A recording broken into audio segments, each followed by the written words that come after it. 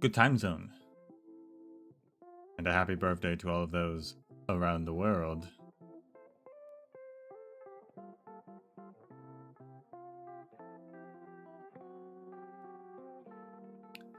We're back with the final part of Act or Die.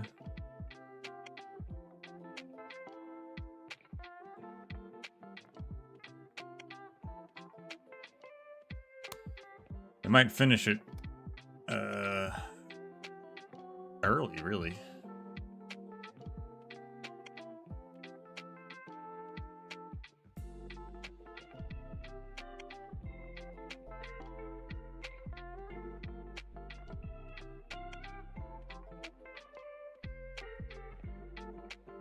But so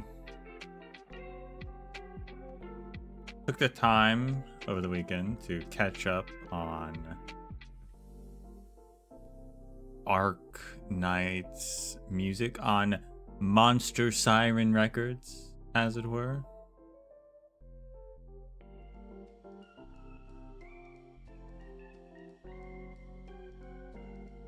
And perhaps surprising, it was surprising for me, the standout song for the Travels Masses was still the same, which is the theme for whatever Fiametta's grandpa is called. Whatever his name is.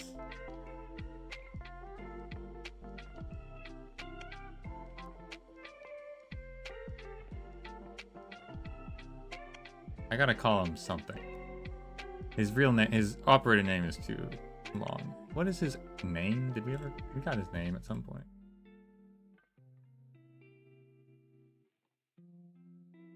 Patrician, that's right, Patrician.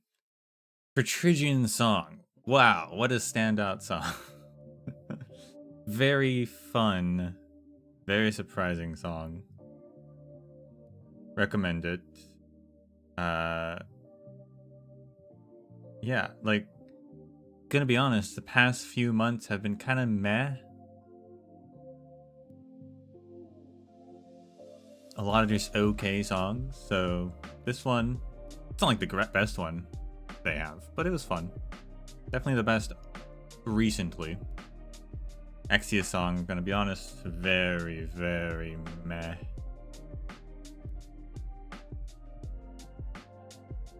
Although one of the first Japanese songs in a very long time. Pretty sure.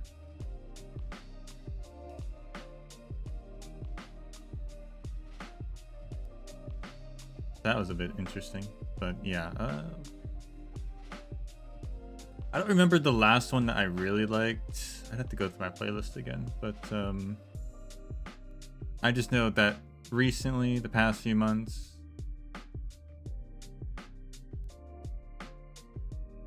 it's been a bit lacking. Crown Slayers, Crown Slayers is pretty good, I'm pretty sure. So I mean, that shows you that was 6 months ago. That just shows you. That shows you how long it's been.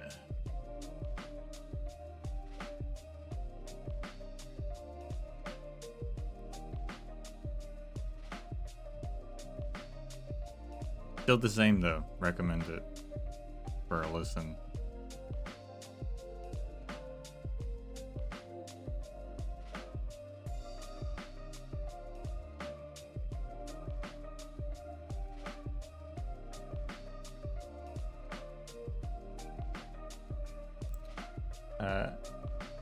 Lemon Wind song's alright.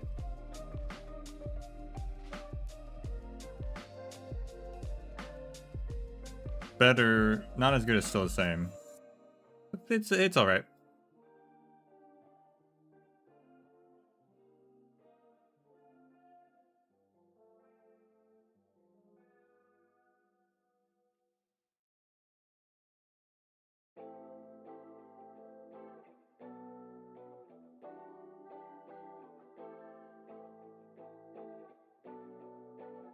Guess we'll see what Phantoms is. Guess we'll see. If they gave one to Patrician, I wonder if they'll give one to Miss Christine. That'd be interesting.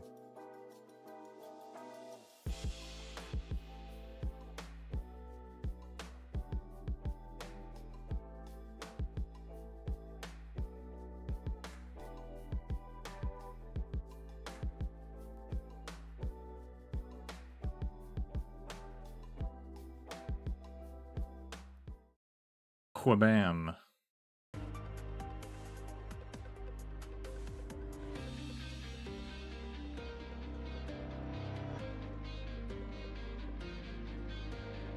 I'm still waiting for the song that can top Heal the World.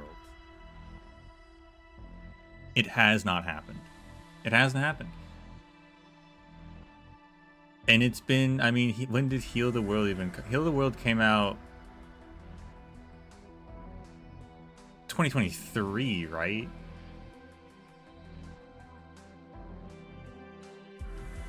No, oh my gosh, even earlier than that. 2021.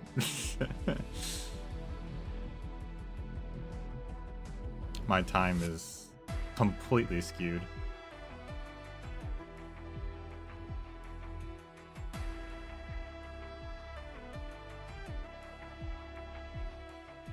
Heal the World is still the best song. 2021. It's been a long time. Nothing has ever beaten it. I think there's some song, I think kind of recently, that maybe reached the top 5. Getting distracted on the job. Terrible habit. But I don't remember what it is. I don't remember.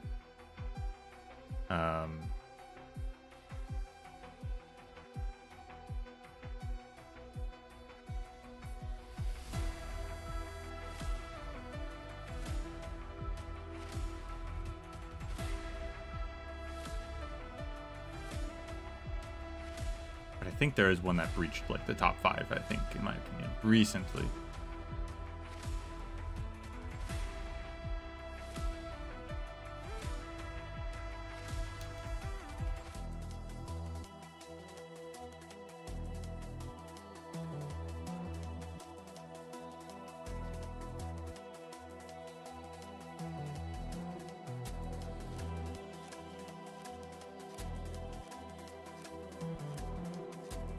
Yeah, I thought Break the Ice came out later than it actually did.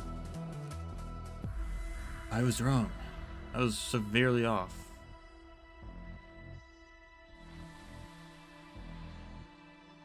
Oh, actually, well, okay. So actually, the song technically came out in 2021 because of the Chinese release, but for us, it was 2022. So I wasn't as off. I was 1 year off instead of 2 years off. Wipes brow? You.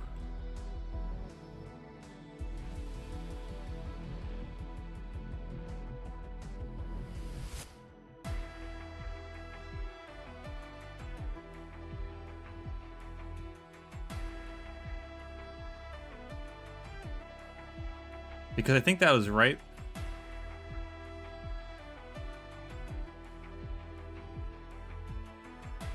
The first one I streamed was Invitation to Wine, I'm pretty sure. That was a year later. Or 2 years later? Distracted on the job. When was Invitation to Wine? Terrible habit. No, that was the same year. Yeah, no, okay. That's because Break the Ice was the one right before I started streaming. That's right. Yes, yeah. Anyway. Still the same, pretty fun song.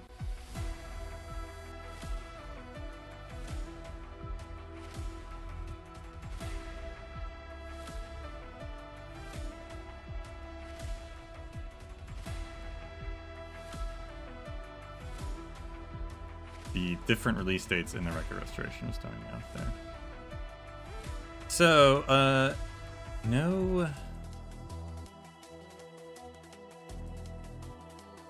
no point of order. Nothing's changed.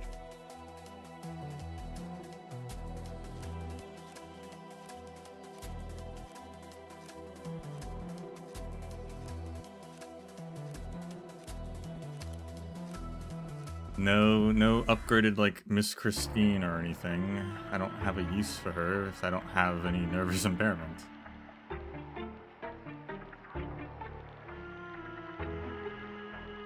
I did have a lot of sanity potions expired though, so I used up all of them. And did a lot of farming.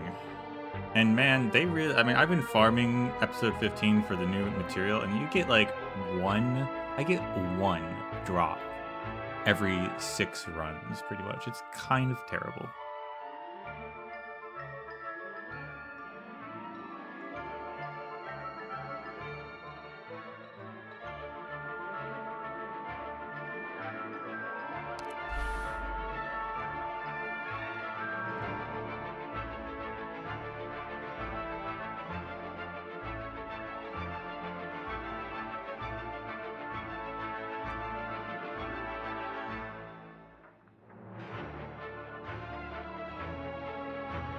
So what happened last time on Act or Die?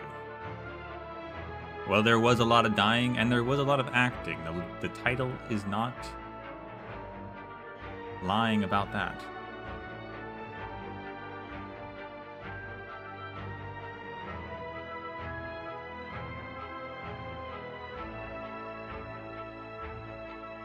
After the deaths of Shelley and Dalton, the next deceased discovered is Marion and Michael, who were explicitly murdered.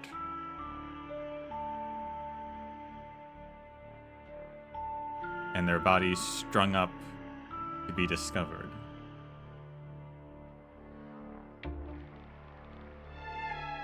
Because of this and the oncoming catastrophe, Greta gives her employees all of their final wages and says, you can leave. You want to, or you could go hide, or wherever whatever you want to do, you can do it. Except for Marianne, because she's the star and she has to actually like finish the movie. But everyone else,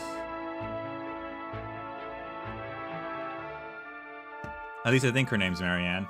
I can't remember because there's 7 characters with there's like 7 characters with M in their name. I think it was Marianne.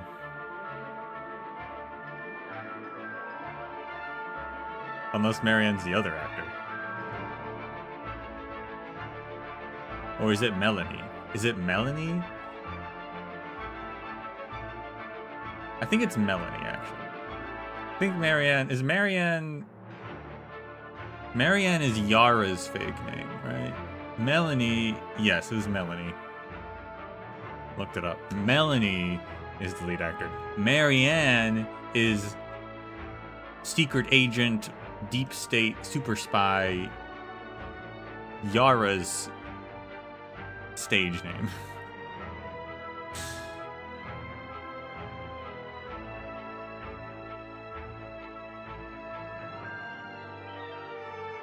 Why did they do this to me? I don't know. So Melanie can't leave, but everyone else can. But how many people have actually left? I'm not sure. They didn't really say.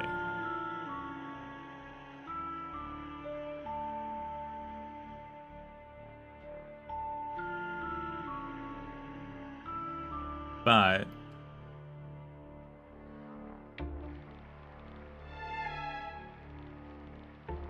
Molly, aka Moira,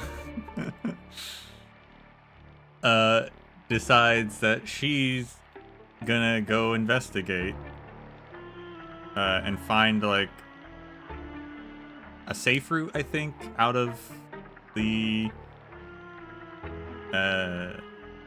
plate. This is just an excuse, so whatever the excuse was doesn't really matter. She goes in deep into the plate to the control systems and hijacks the plate and sets it on a direct collision course with the catastrophe because guess what? She's the murderer. She then tries to go kill Greta, but is stopped by Phantom and Miss Christine, whom figured out she was the murderer.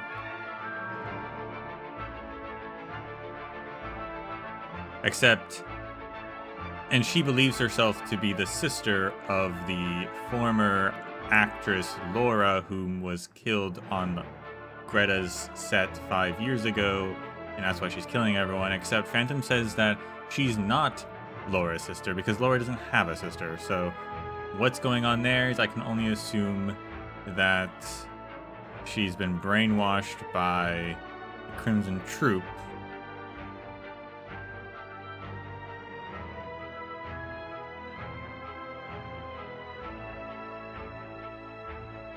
Which, speaking of, meanwhile, Blake is trying to come up with the ending to the film and is drawing a blank, but then the troop leader appears in his office and gives him a hand, and they are determining that they want Phantom to become the new lead, and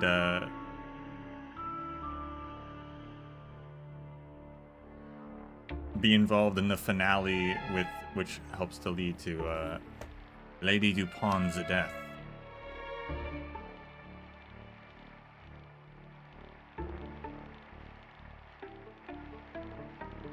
And then right at the end, the catastrophe struck the unlucky stagehand, whose name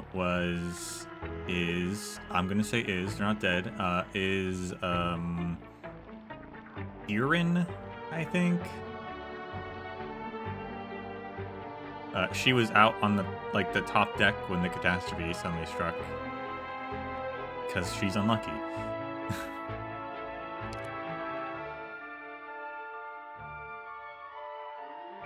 And that's what happened last time on Act or Die. Blood Diamond Song, I cannot hold back any longer.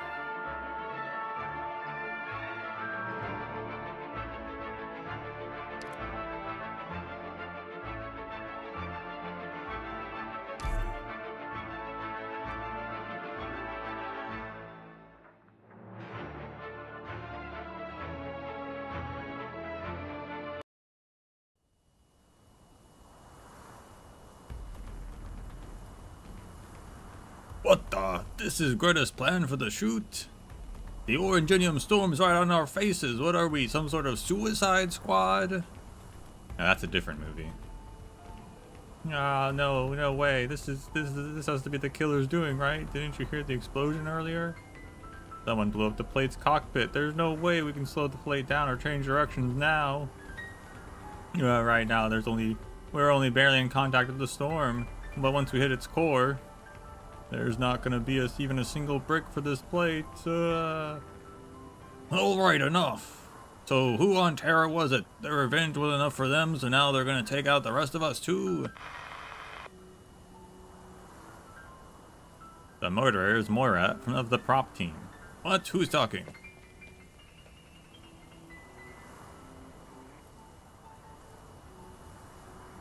I said, the killer responsible for the 3 murderers is Moira. Moira? You're kidding me, that unremarkable Zalek? Miss Stone caught her red-handed. If Lucian wasn't there, she would have been the next victim. So, where's the little rat now? I'll go find her myself. What's the point of confronting a psycho killer when you can't even save yourself? She owes us an explanation. What if she gets innocents killed? You think I haven't thought of that? I already switched the wireless comms to broadcast mode to ensure I survived this. I'm sure everyone outside the plate has heard the truth by now. The killer's trapped like a rat. I have to live, but once I get back to Central Rankwood, all the bombshells I've collected these past few days will be enough to buy me a villa in Siesta. Siesta's a nice place. Shit! The plate's tilting towards the Oranginium storm again. Right, the land boats. We can use them to escape. Yeah, they're gone. What? I went over to the emergency escape cabin earlier, and they were already wrecked by the storm. Every last one of them. There's no way out for us now. If I'm gonna die anyway, I might as well take the chance and jump off the plate. Cut the shit out. Just move. Anywhere safer than the film set. Let's go hide underground in the engine layer.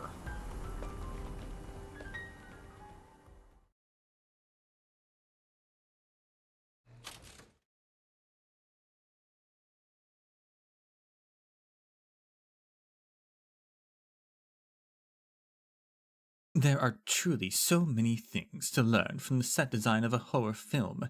Thank you, TP. Yeah, no problem. I have to get back to start making the visualizations for the most of the visual effects first, and then I'll finalize the details with Director K. After he's done with the script. Like I promised, I'm gonna design you a finale that will leave Lady Dupont in cinema history.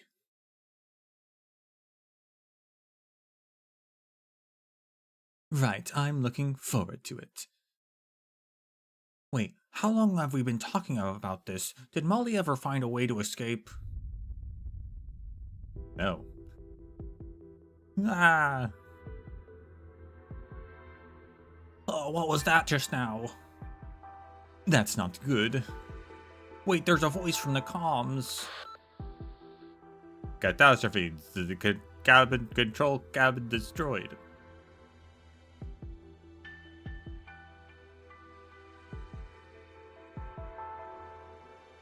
Oh, that sounded so... Why is the signal so bad? It sounded like Abner's assistant. What kind of trouble is he getting into now? The control cabin has been destroyed. The plate is rushing towards the catastrophe. Killer is Moira. TP grips the wireless walkie-talkie and turns the volume knob as high as it can, but it stays silent. He must have misheard, she thinks. But if so, why is Mr. Rutherford looking at her with such a sullen expression?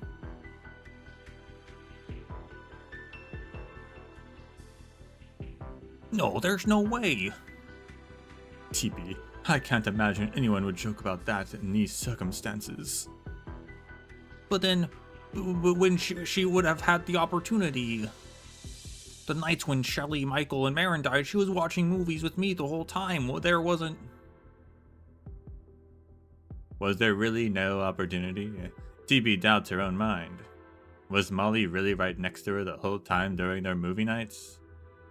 No. We always watched multiple movies back to back. So sometimes she'd leave when I was switching out the tape. Sometimes she'd say, Miss Stone was looking for her, and sometimes she was picking up something she forgot on the film set. I'm sure you know how she's like, ma'am. She's still new to being the prop master. Under like a ton of pressure, she's super committed to her work. Darling. No, that only explains how she could have done it. It doesn't prove that she did. The motive. Why would she kill all these people who she had nothing to do with? Why don't I know anything? Darling, maybe you don't know your friend as well as you thought you did. But they were supposed to be roommates. Let's just focus on the movie. Stop looking away from the screen. Sorry, there's just been so much going on with the film crew lately. I'm a little nervous. Don't worry, I'm here for you, girl. No matter who I am, one thing's for sure, I'm your best friend on this crew. Or maybe she never thought of me as a friend. Maybe she was just using me. The The berry girl's head sinks. She speaks no more. Melanie hugs a little berry in front of her. The girl who was consoling her just a few hours ago is now crying on her shoulder.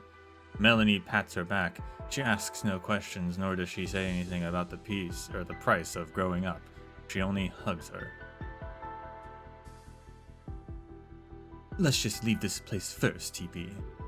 The convoluted structure here will only put us in danger if the plates get too close to the catastrophe core. We would be safer underground, though that too may be futile if the plate doesn't change direction. Underground. Over Melanie's shoulders, TP spots some of the material they salvaged from the horror film earlier. Underground, the world circles around her brain. Wait, I got it. What, you recovered your pep already? No, I figured out how to change the plate's trajectory. There was once a crew that snuck into another Rankwood plate to film secretly to save on rental costs, and they ended up with a super cool, scary movie. I rewatched it recently. But that plate and the one we're standing on both came from the same batch made by Rankwood. So basically, the specs should be pretty much the same. Well, if my hunch is right, there should be another control cabinet at the bottom of the engine layer. And what are the odds of making it there? Well, to be honest, I have no idea. But never tell me the odds. I gotta try. There's no point mulling over something I can't answer on my own. Only when we're out of this crisis will I be able to get the truth from her.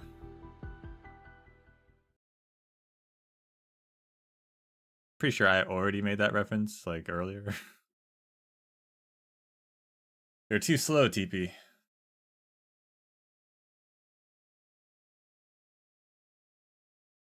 Gentle singing. Cheerful whistling. Oh, she recovered fast. She was crying last time we saw her.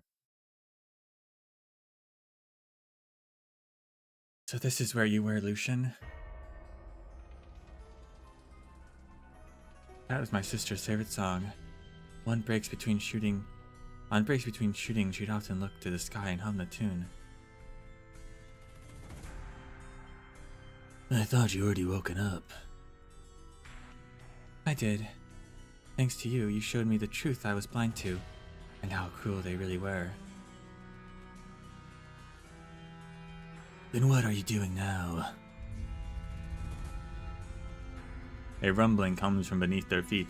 The Rankwood plate rushes towards the catastrophe as the crew panics. No one would think to enter the prop room now, when they should be escaping. But it is at this very moment that the prop master gets to work. She goes around the room fiddling with one mannequin after another, dressing them in clothes, correcting their postures. Her earnest focus is fully on them. I only just remembered how I recognized Laura.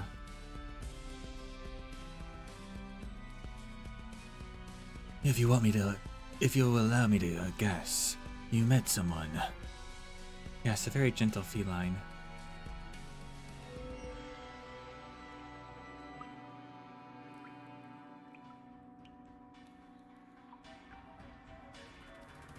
The weather was terrible that day. I was sitting on a bench for a long time, and there was water in my face, probably rain, maybe tears. The accident was caused by the negligence of the person in charge, but in the end, I was the one who had to pay compensation, and was kicked off the crew. I didn't know anyone in Rankwood, so I was no stranger to being treated like that. I ran away from home, you know, after my parents died. There was nowhere else to go, so the only thing left for me was death. Then that person sat next to me. We didn't talk the entire time. He only gently waited for me to calm down. But when he left, I realized a cassette tape was sitting on my knee.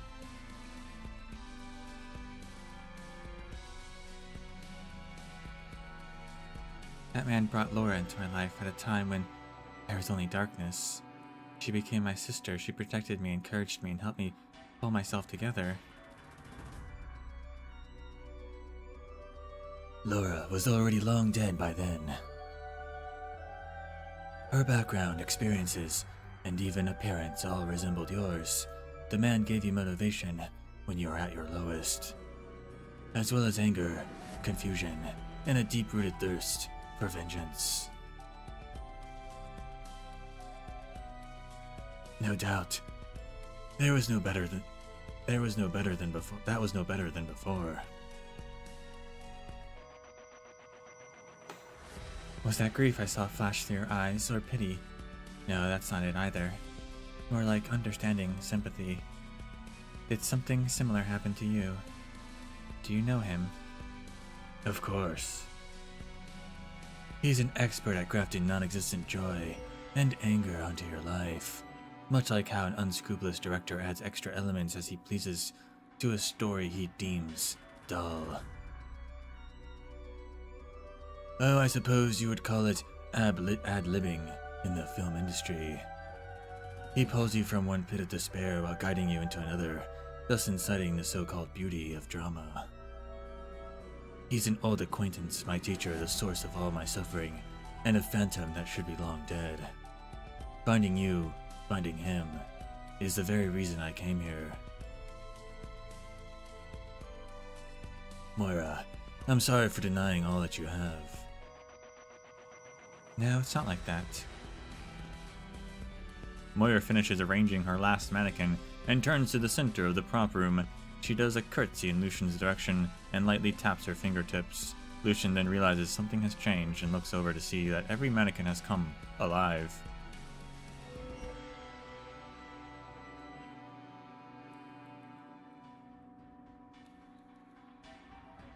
I don't think you've denied me.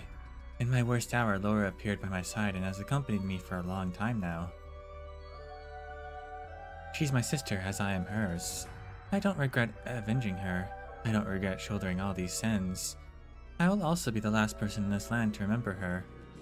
I cry, I laugh, I rage, I doubt, I hate, I grieve, I yearn.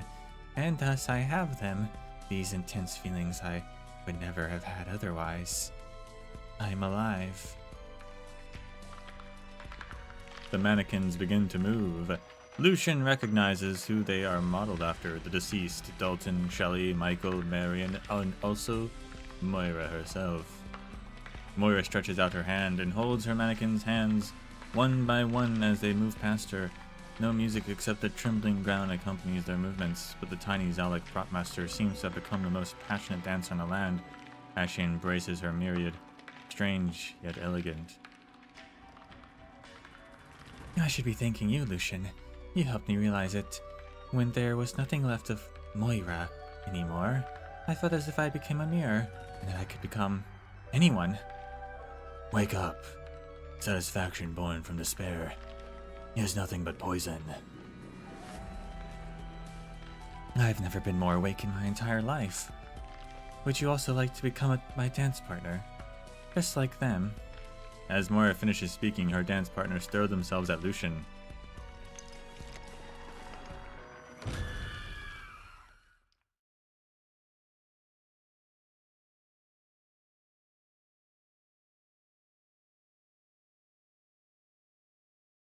That was a dramatic intro to a fight. Got a sound effect and everything.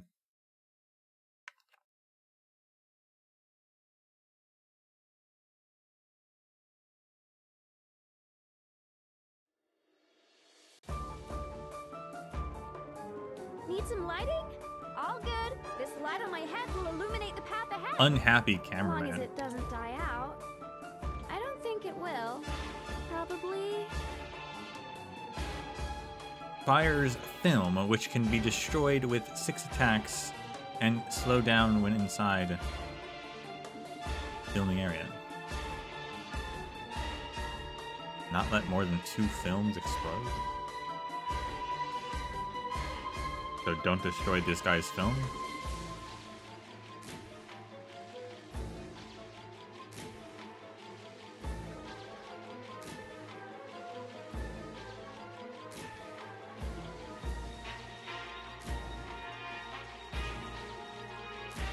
No, do destroy it. Okay.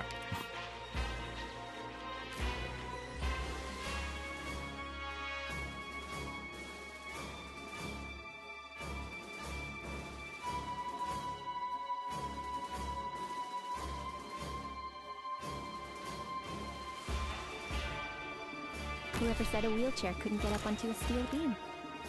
Oh, he's got range. Go ahead. It is your tyrannies that fuel this flame.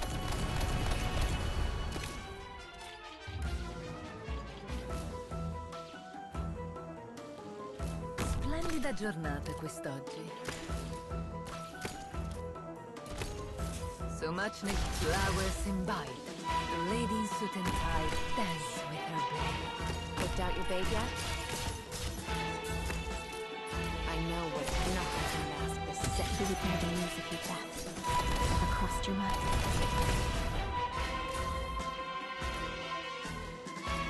Oh, that's not a physical Got range tile. You ran into me. So much negotiation, and we end up talking with our boo. Found our prey. I see. They do slow down in film. I see. Okay. Son tutte orecchie. Real estate question. Target eliminated. What arrow shot? Gather at your stab. Flowers imbibe. Gather at broad sky shattering. Don't keep me waiting. Spring breeze, timely rain. Now we sow the grain.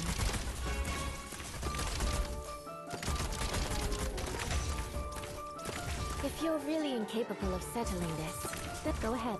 Target disarmed. So much neat. My garage. The road to the afterlife is crowded enough.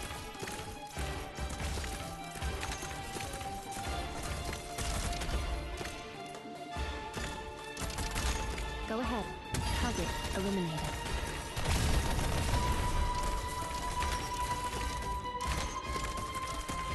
I wasn't supposed to act, but I wasn't supposed to clear skies for the gather at my divine judgment traditional.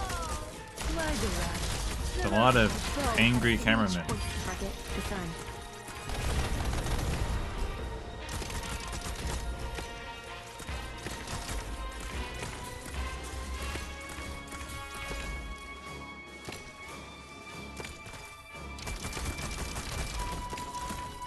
Go ahead.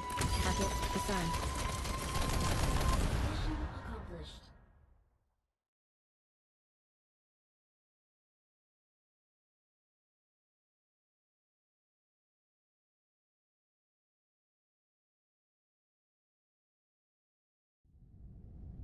Kind of surprised there was no like Moira mini boss or anything.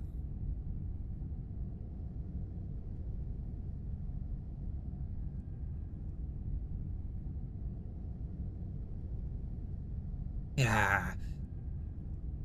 Chill. DP. Chill. Deep breaths. Remember how the plot went in that movie?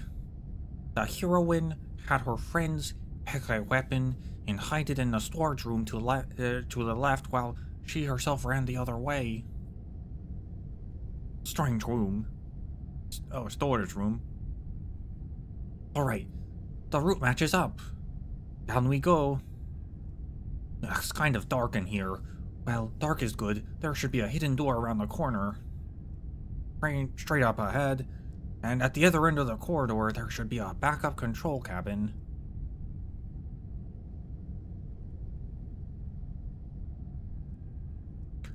She knew all the mannequins chasing down her squad where her friends work. The whole squad pointing their fingers at her friend, and she was mad too. Gotta get moving.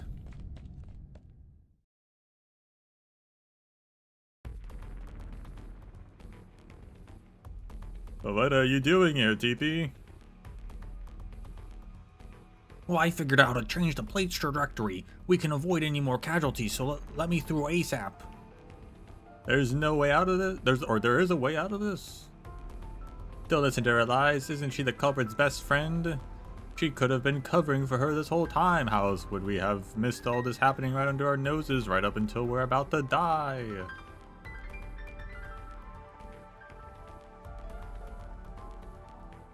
She tries not to think about her friend's betrayal, even though she still has things to say. She ignores the crowd mocking her. They're only attacking her to protect themselves. It was you, the one always hiding in the back. First you interrupt the shooting, now you're preventing us from going home. She wants to save everyone, including her friend. She wants answers. Stop her, don't let her through. Ah, my eyes, oh gosh. Spray paint into the eyes? That's not good. TP grabs the spray gun from her belt and glares at the fearsome weapon-wielding crew. You leave me no other choice. Are you guys afraid of one girl? Get her! The murderers, the catastrophe, the film crew is already on edge from having to hide in the engine layers, so the spray painter's behavior only rouses their pent-up anger. Their self-defense weapons scrape the floor as everyone rushes towards TP. Her hands are trembling. There is no way she can take them all alone, and she prays the hover unit on her back will work. Her final trump card. Did she just bring that? When did she get the hover unit? A black creature shows up at the corner of the corridor. What a freak.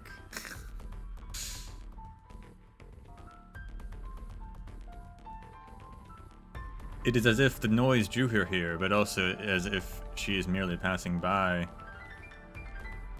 No one notices her as they rush by, their heads filled with all sorts of extreme emotions. Miss Christine takes a sniff and the rushing crowd slows down in her eyes until they freeze in place. Angler. Extremely spicy, but without a little sour envy to balance it out, it tastes a bit off. Panic, bitter and hard to swallow down, but a little dash of sweet comfort will turn it into a nice dessert. Grief. A salty mix of tears and sighs that brings unnecessary trouble if too much is added. Must be carefully paired with other flavors. Pain. The most complex and ever-changing emotion. It used to be my favorite, but after meeting Lucian, the pain of ordinary people is almost flavorless to me. Well, there's another one over there. She seems to be that little Zalek's friend. At first, I only took notice of that girl who seemed so similar to Lucian, the lead actress that Anne chose for his latest play. Yet, I didn't expect your ties to make you even tastier than her. Miss Christine shakes her tails, her eyes moving between shadows on the ground until they lock onto TP's silhouette. The lady's twin tails twist into strange shapes as if a woman is wiping her knife and fork before diving into her meal. Shakes tails, licks paws after a meal. I ought to gift you a small reward. The lady glances at the crowd rushing towards the Lavery. A little exercise to aid digestion after her meal, she thinks.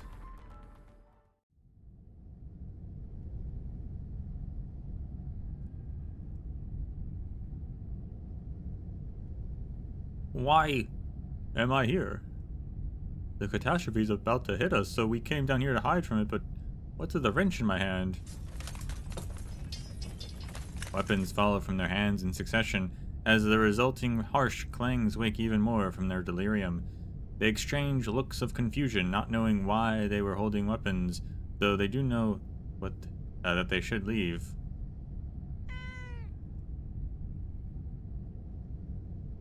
Miss Christine, what are you doing here? How come they're leaving? When they were rushing towards me, I suddenly felt my whole body go cold, and lots of different feelings woke up in me all at the same time, like they were fighting. But then a breeze blew by, I heard their weapons drop and my body thawed out too. Like some kind of irresistible force pulled something out of me. Miss Christine tilts her head. She taps her tails twice on the floor, successfully attracting the girl's attention, then points in a direction. They are right in front of the control cabin.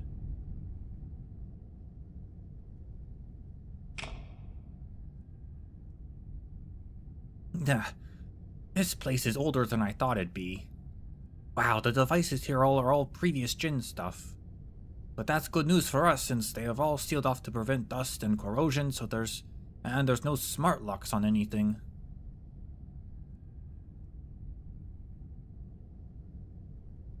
Even I'd find it pretty tough to learn to hack on the spot. Let me see. The storm's moving faster than the plate, so the reversing's a no-go. Turning's the best way out. But try to change the direction of the plate or they're so close to the catastrophe. No, I can't worry about that. Where's the backup navigation system? Here it is. First open the lock. Great, I'm in. Then... TP takes a deep breath and hopes she remembers the steps right.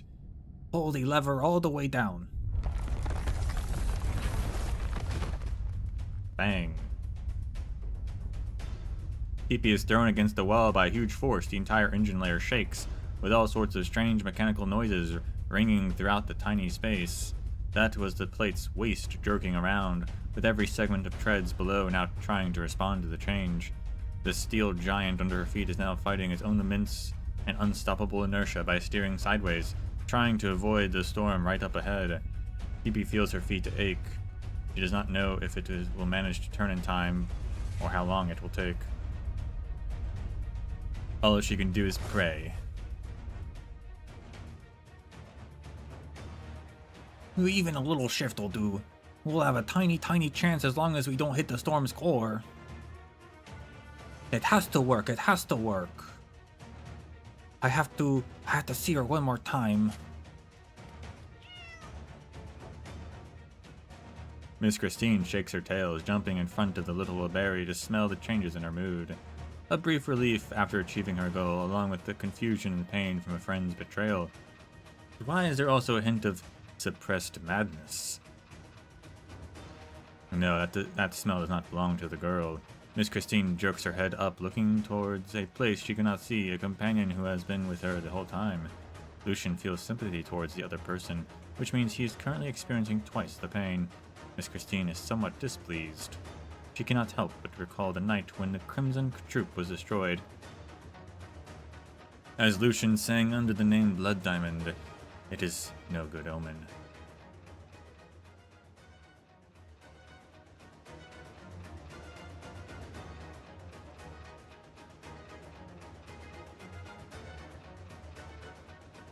How are you so calm, Lucian? Are you disappointed? Unmoved by what I've done?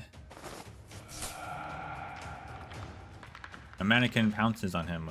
While it is an inanimate object, Lucian feels a strong depressive aura that suddenly turns into elation and ecstasy. As Lucian touches the mannequin, the emotions turn into energy, forcing him backwards.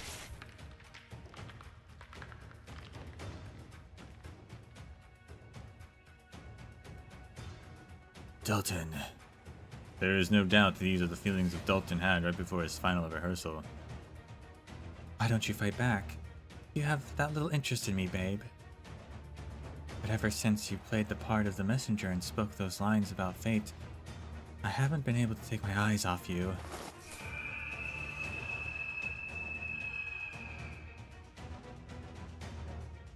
Michael. The mannequin passes on Mora's emotions and turns into Michael, the excessive yet artificial man who always wore his heart on his sleeve. What kind of emotions are you hiding inside yourself? You let me feel fear and danger, so much danger.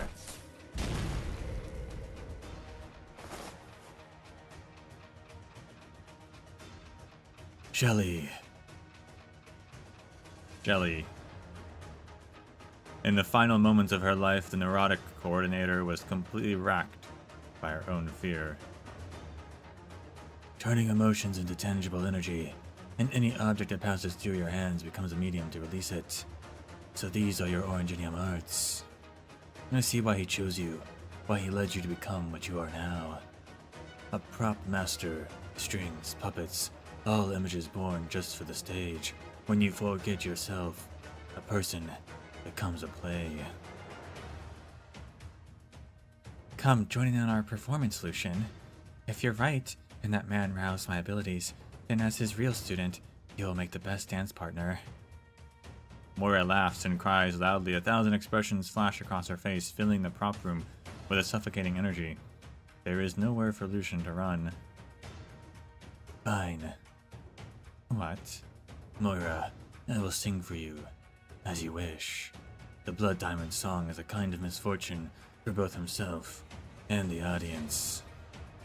It will rip my throat apart, sending pain straight into your ears, and you will either die or spend the rest of your life with its melody reverberating in your mind.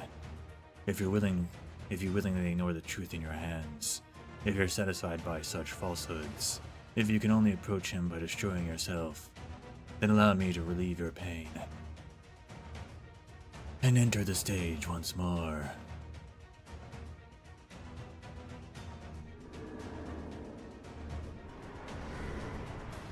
Moira hears a song. The emotions within flood into her, overwhelming even the song itself. She does not understand what Lucian is singing about. She only feels joy, fear, doubt, rage, hatred, and sorrow 100 times stronger than her own. Before she is completely washed away by the emotion, she cannot help but think, what sort of experiences must one go through to understand such revelations? Or was he simply forced to learn it all within the despair of having nothing at all?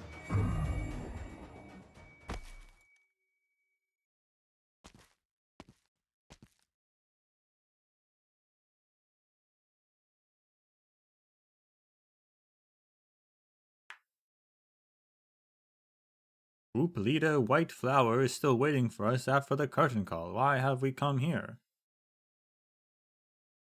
This is a river. There's nothing here this time of night. I'm afraid White Flower will be upset by tonight's sparse audience. For this river here is the final stage. Tell them playwright, what does the revised ending look like? I, the magician's assistant, and the lucky audience member who both died on stage are stuffed into prop boxes and thrown into the river. Once the dust settles, they will wake up and emerge from the river under the stars. They use their story deaths to distance themselves from their prison of nightmares. That's Blood Diamond and Abyss. Wait, didn't they return to the castle already? Why would they come here? Are they running away?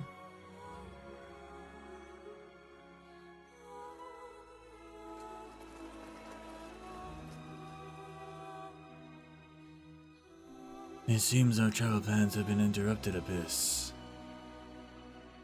What now? The magician's assistant and lucky audience member came back to life. Now this is true magic. With this crowd looking on, it would seem he's a fan of this new improvised ending. Let's go back, he's waiting for us. Go back? We can still run, Lucian. Come with me, the river's wide enough and he's far enough away. If you choose to flee now, he'll let you go, but fear will seep into your bones and torment you for the rest of your life. I'll go back to him, learn all his skills, uncover all his secrets, and then destroy it all. For such is my wretched fate. Wait, are you sure it's not just proof that you've become entranced with the troop with him once more? If that's the pain and despair he has given me, then I'll become his fate.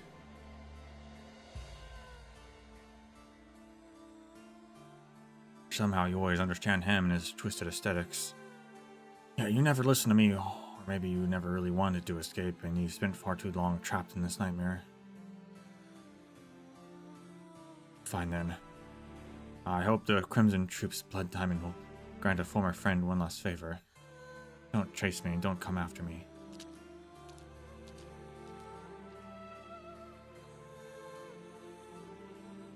Let us part here, friend. We will meet again once this falls into ruin.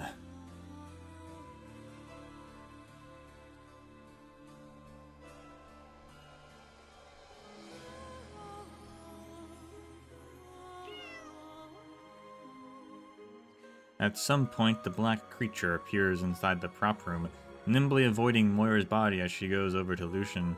With his knees bent halfway and surrounded by mannequin parts scattered all over the ground, for once Lucian doesn't perform the gesture of a proper gentleman's salute to her. The lady is even more displeased by his actions.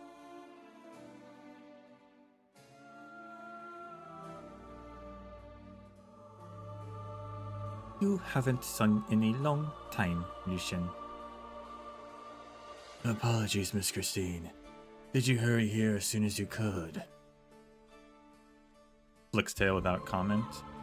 What a terrible stint. This Zalek compelled you to use your arts as well as the skills you were so determined to abandon. You do know what sort of situation you've put yourself into, yes? Chaotic, disorderly, uncomfortable, like a ball of unruly yarn I've yet to sort out. And you wish to face him, even end him, as you are now. That is why I've come here, Miss Christine. When I stood up from the river as Jalem continued to sink below, my mind was already made. This is the performance I've repeated the most. I cannot refuse, nor do I want to, not until the end. The true end comes. Fine. Perhaps you will become a monster. Listen, Lucian. Lucian stays still and does not look up. The lady sighs and her azure eyes light up like never before. She shakes her tails and her body splits into two identical figures. One walks into Lucian's shadow while the other remains sitting before him, staring. Both Miss Christine speak in a staggered pattern like a strange duet. This way she ensures Lucian will hear every word she says. To be honest, I much prefer Phantom. It implies nothing good, but it is a name you came up with yourself. Humans are so troublesome. Perhaps I will miss the cafe where we met. Your emotions were much more complex and slovenly than they are now. But still far better than today. The bitterness of your reception is making me want to sneeze. Go, meet him if you must. If you turn into a madman, I will devour all your emotions, no matter how hard they may be to swallow. If you cease to exist, I will hunt him and figure out a way to make his life miserable. After all, he can't do a thing to me. Break a leg, Phantom. Meow.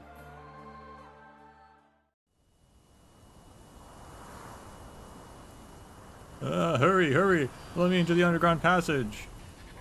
Hey, did the storm blast your eyes blind? Did you have any idea how long I've been in this queue? Why, yeah, I gotta teach you a lesson. No pushing or shoving, people. The passage can only fit 2 at a time, so don't clog up the entrance and leave space for those behind you. There's still time to get everyone in. Miss Stone, the plate's western paths and outer guardrails have been destroyed by the storm.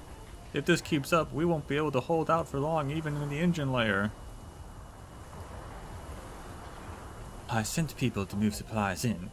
If we can survive this calamity, I'm sure we'll make it through. Miss Rutherford, you should hurry inside. The storm will tear your dress into shreds.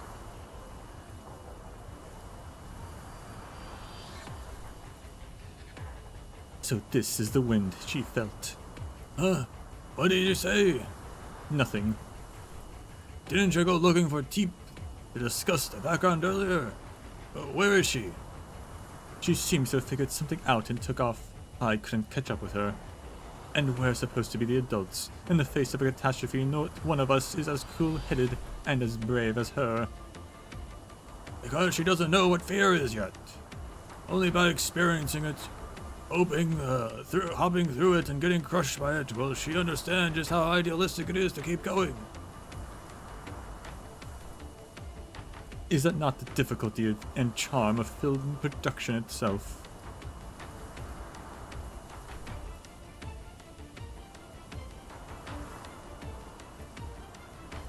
Don't tell me you want to finish shooting this damned movie even now.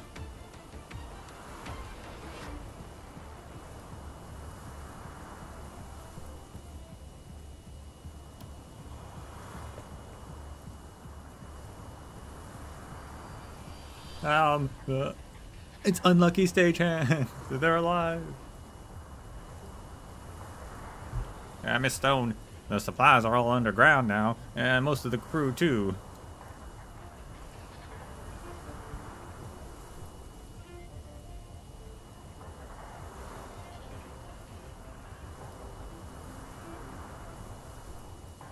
Thank you, Houghton. You should hurry down inside yourself. Is there anything else? I asked around, and no one's seen the director ever since we started approaching the storm.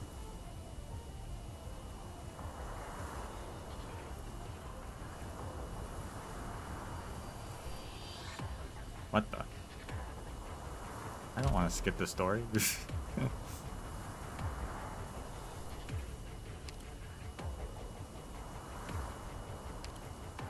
Asked around. The stagehand in charge of the west side told me earlier that the catastrophe destroyed not just the guardrails, but some of the buildings too.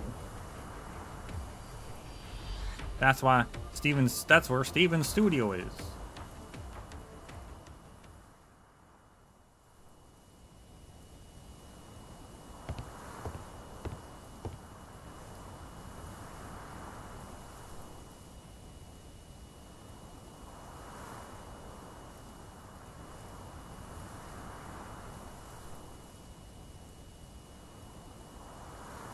The storm showers oranginium dust all over the exquisite, dream-creating backdrops. In an instant, only the blackened skeletons of dozens sets remain, slanted supports scattered all over the plate.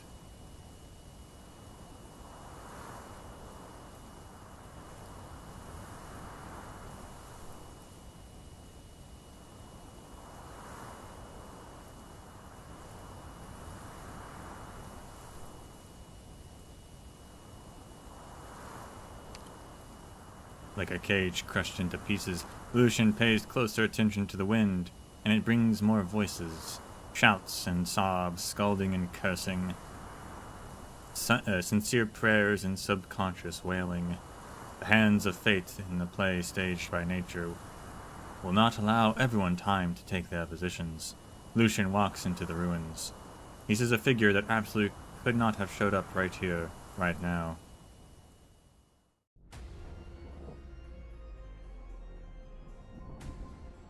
The catastrophe shows no respect for the dreams crafted by man, and the storm has removed Lady Dupin's manor from the scene, leaving only a grand staircase in its wake. Thick clouds lie low, but the stage lights still shine onto the steps from afar, turning this ruin into a stage. A middle-aged man slowly walks up the stairs. Oh, hey, Dalton. You're alive, huh? Somehow. He tugs on a cushion torn apart by the storm, trying to restore its neatness and beauty. Finally, his efforts pay off as the dirt and dust fall from the cloth, revealing its original shade of red. He grips a bottle in his hand as usual, but is not at all as a litless drunk. He checks the stage right before the show begins. There is no one more dedicated to the work than him. Your habits haven't changed. Do you require assistance? Much time, Lucian. You came at the perfect moment. I know. Not surprised. Should I be? Of course you shouldn't. There is no way for a character who has bowed out with the real death to return to the stage. But this is your play, where all sorts of miracles occur. This is where the show begins and where it should end as well. The playwright might remark on how ingeniously this play has been handled. Or perhaps he would muse on how perfect it all is. Because once you push aside all the theatricality, this is what I look like when officially collaborating with you again, after so many years apart. How about Abyss? How is Abyss doing? Oh, my apologies. You are more inclined to call him Shalem, I believe.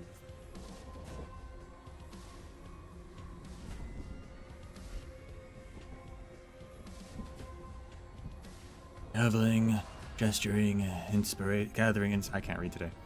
Gathering inspiration, disaster relief. In short, he won't be showing up here. Of course. The Crimson Troop has long since ceased to exist, and I'm glad to see both of you walk away out of it from its haze. A new role, a new life, a new home. I see the company known as Rose Island has provided you many a revelation. But you, why have you come here, child?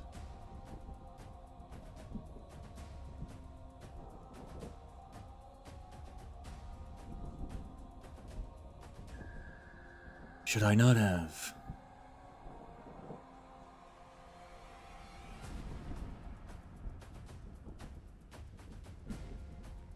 No, you are our most important individual now, as the curtains are about to fall on this new play. I'm already on stage, after all. Of course. The marvelous scene we saw at the opening of this show was all thanks to you and him.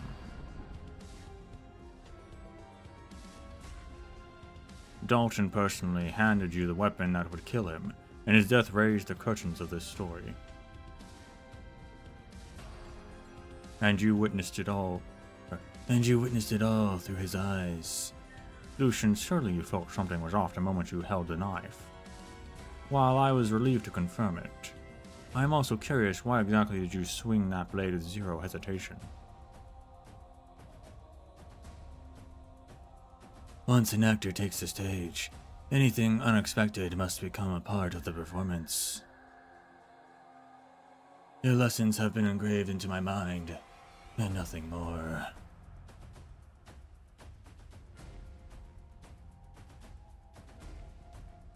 Troop leader.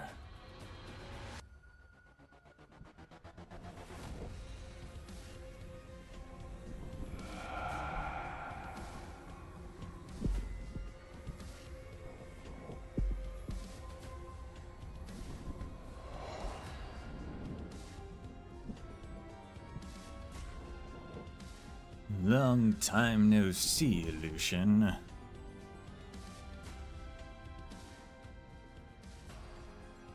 A battle without an explosion or cheering makes me feel a little uneasy. Let's head back. A drink? Maybe next time.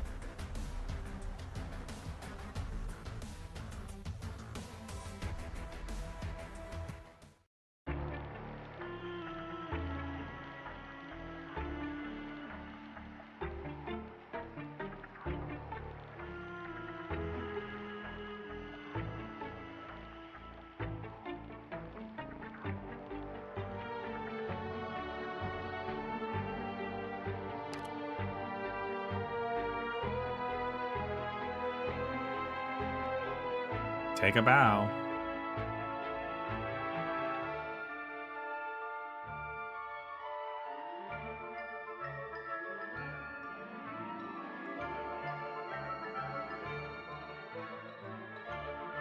Lucian, my blood diamond, my child, take the stage with me, bow for the curtain call, and let us live a new life together.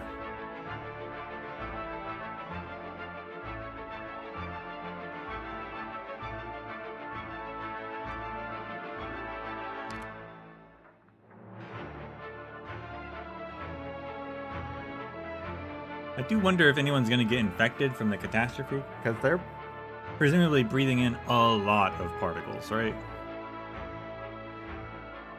But no one's talked about that at all. No one's made even the slightest mention to be like, oh no, I don't want to get it infected.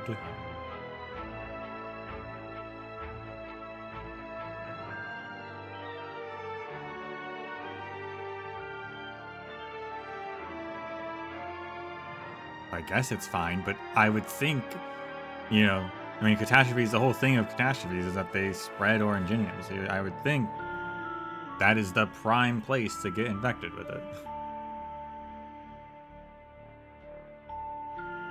No worries, there's a new cult to cure your infection. That's so true.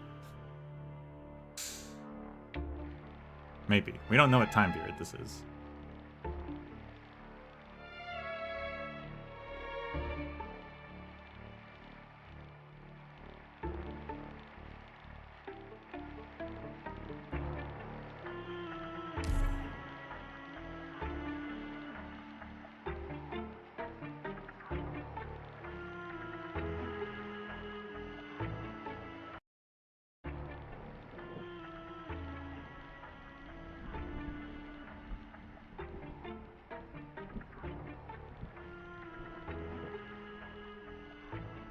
My deepest apologies for ruining the play. If you're referring to how you dealt with that Moira girl, then you owe me no apologies, Lucian. With your intellect, I can only assume you've figured out the original ending of the story.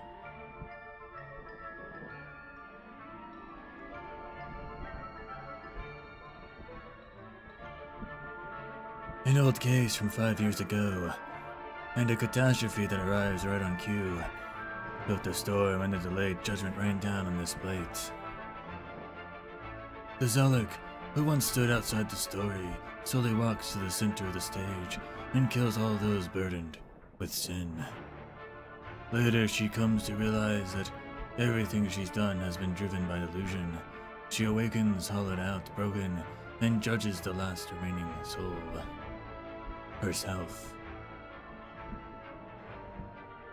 And you. In the script, you are the messenger who happens to pass through, the insignificant newcomer to the cast. You are so far removed from the core conflict, yet in the end you become the one who ties all the threads together. The more unexpected the coincidence, the more shocking it is when the inevitable unfolds. That is the allure of drama. Something you and I have experienced countless times. So, you haven't ruined a thing. You've merely added to the performance. Just like what you've done for the troupe. I've suffered all manner of tragedy in my quest to find you. Naturally. The troope's mark at the auction was insufficient proof of my existence, I suppose. Thankfully, after all these years, death, or rather, destruction, remains the plot device you wield so well, the ending you so cherish.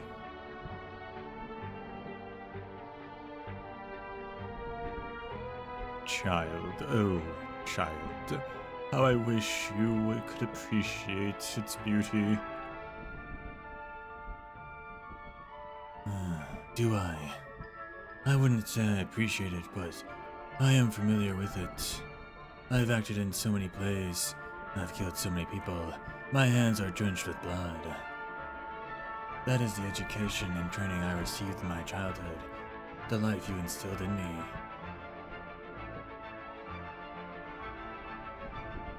You are my best student, Lucian. Before the climactic finale arrives, let us review the performances so far. You and I know this routine all too well. The troop leader smiles and bows towards Lucian. His scepter, wrapped by his tail, points toward the approaching catastrophe clouds like a pen dipped in ink.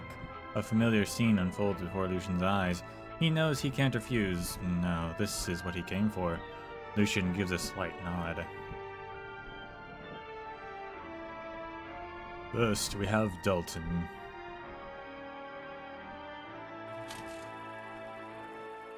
Originally, this middle-aged actor, who resembled nothing more than a walking corpse, didn't feel this scene was all that significant. He offered up what little lucidity he could muster, summoned the last dredges of his acting instincts, recited his remaining lines, and held out until the director called a cut. All to earn just enough for another night of drinking.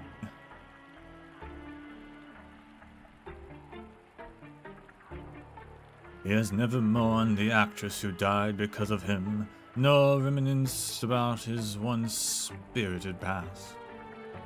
He was not even ashamed of his current sorry state.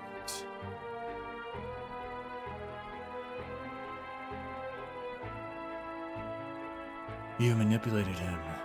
Indeed. Without my intervention, he would never have taken it upon himself to retrieve the swap knife and deliver it to you. but I never commanded him to put his chest to the blade. By the time you were acting opposite him, he was already fully awake, fully aware of the danger he was in. Lucian, your talent shines just as brightly in film as it did on the stage. Your performance awakened his memories, reminding him of how great an actor he was, of a time when he was immersed in his roles, expressing real emotions, joy, sorrow, fury, and mirth. In that moment, the messenger slipped fully into character, while the looming threat of financial ruin warped Sir Dupin's thoughts. He had to cover up the truth.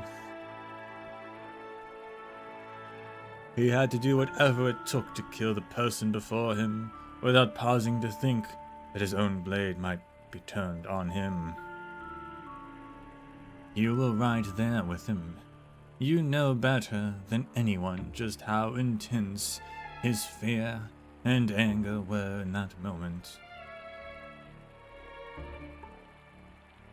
As a farewell performance, it was nearly perfect. Indeed, death's imminent approach did not frighten him. Instead, it ignited his competitive fire, which had long been dulled by drink. He performed with unrestrained zeal. It was exhilarating.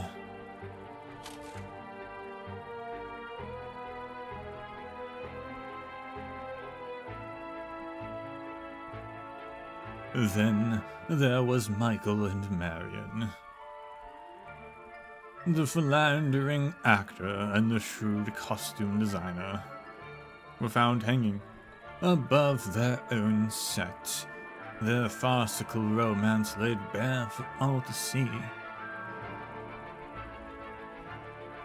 Their union was both shameful and absurd, a mess of indulgent desire and scheming ambition, mutual disdain, and mutual exploitation.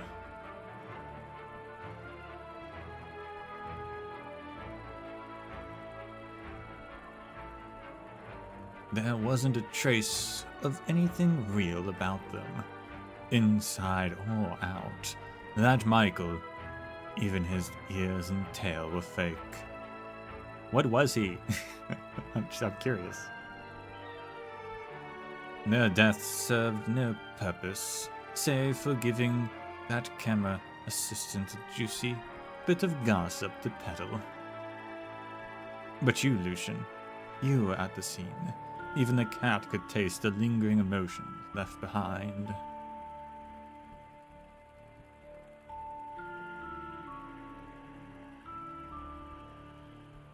When Moira knocked on that door, when the footsteps of death drew near, in that fleeting moment where there was no time to think, I'm sure you knew what each of them did.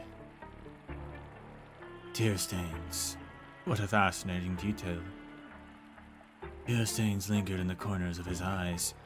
None of the three Rockefeller brothers had ever shown Lady Dupin such heartfelt emotion. That fireman's axe was originally meant for Marion. Yet Michael shielded her from harm, exposing himself to the blade instead. In the last moments of their life, that man and that woman, who up to that point had been attacking each other, instinctively protected each other. They confirmed their true feelings for one another.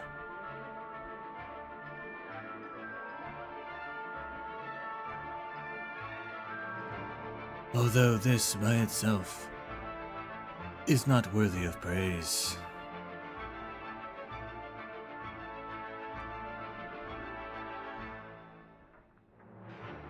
You're correct, my child.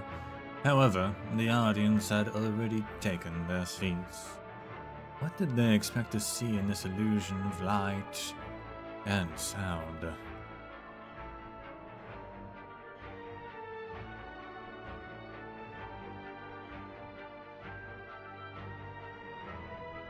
Ultimately, the schemers will end up with nothing, while the hedonists are devoured by their own desires, yes. And naturally, instantaneous kind of joy, of story rather, just an excuse to trot out well-worn latitudes.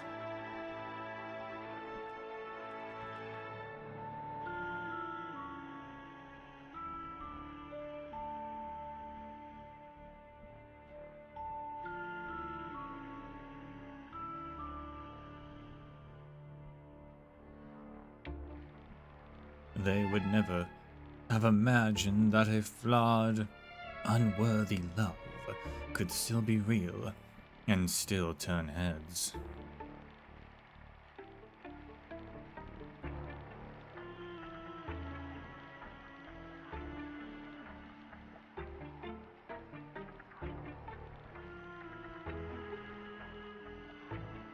Just as those two never imagined there would be a moment when they grew feelings for each other.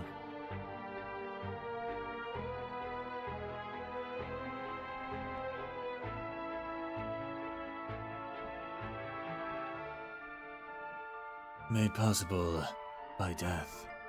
Made possible by death. And then, of course, there was Moira. I like how we just skipped over Shelly. Ripped Shelly, I guess. No one cared about her.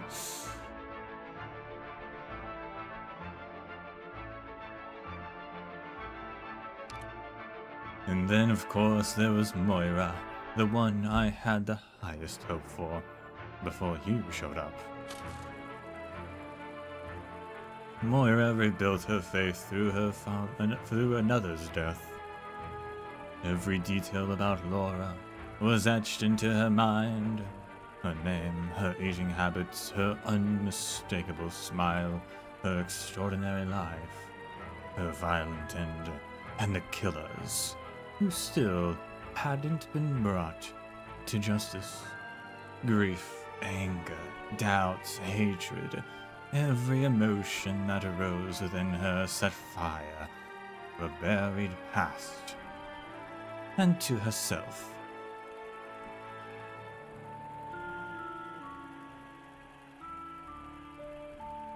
She directed this entire performance.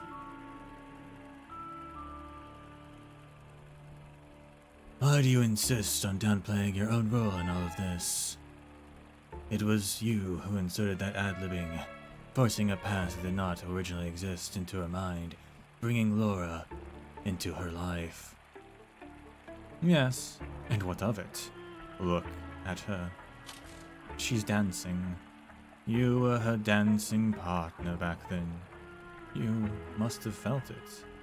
She isn't like the children from the Crimson Troop who've been receiving White Flowers training since they were young.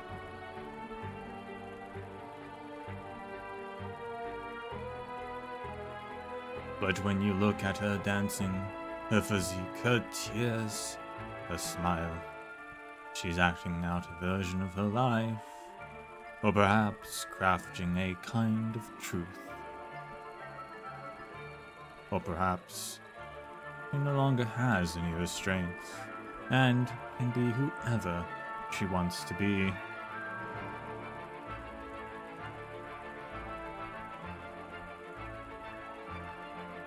She will dance through countless people's lives. Dithery rap. What is that word? Diddy romping unending, until her mind and body can no longer bear the weight of those emotions. Diddy romp, huh?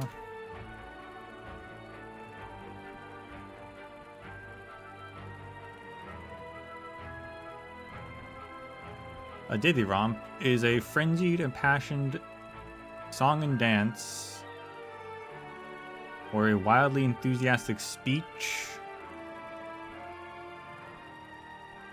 Okay.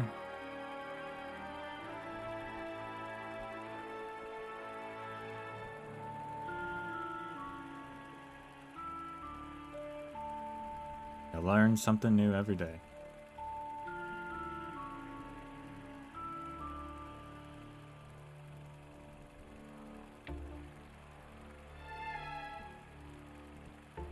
Or maybe she will finally encounter you, or some other fool seeking the truth, and one night finally awaken from her dream and end her own life. Regardless of her ultimate fate, her soul will be rich and fulfilled. Regardless of her ultimate fate, she is already no longer just a nameless prop maker from the frontier, no longer just a Zolok, with nothing and no one to hold on to.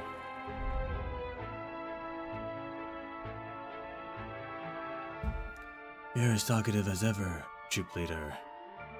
It's been a long time since you've spoken about someone with such passion. Not since you, Lucian. I don't deny that I've exerted my influence on Moira. I encouraged her just as I once encouraged you. My child, have you forgotten? If not for your thirst to perform, you would have died long ago.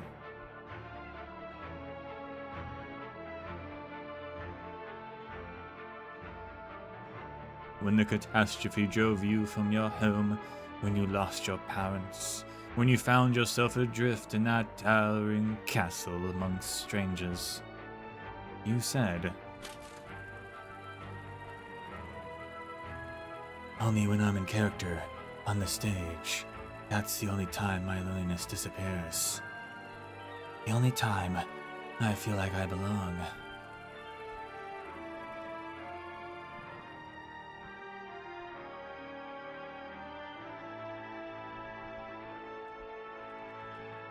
You cling to that feeling, and it kept you alive. You and Moira, you're both natural-born actors. You both create sorrow and joy from nothing, and use those emotions to survive. No one can ignore your brilliance. And for both of you, my two children, death shall be your teacher.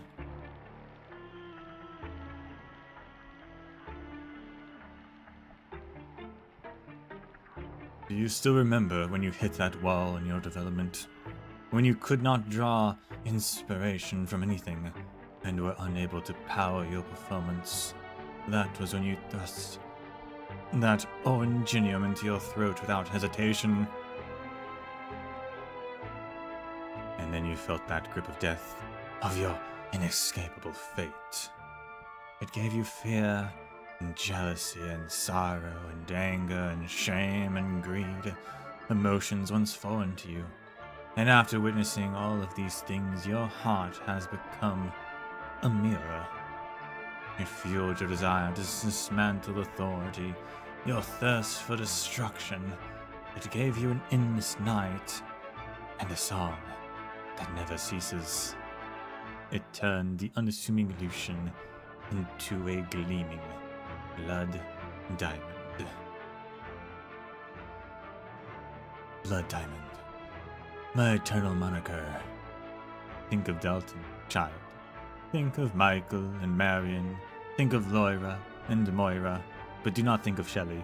Look at all these souls still struggling through the catastrophe. And look at yourself. You're right. Death is still the device I wield best. And the ending I have always favored. But I do not see death as destruction. It drives the mighty to disgrace themselves, the devoted to break their commandments, the pure to sink into filth, and the heroic to commit treachery. It gives strength to the dejected, compels the silent to shout their ideas, draws real emotion from the self-absorbed, and frees the timid from their inhibitions.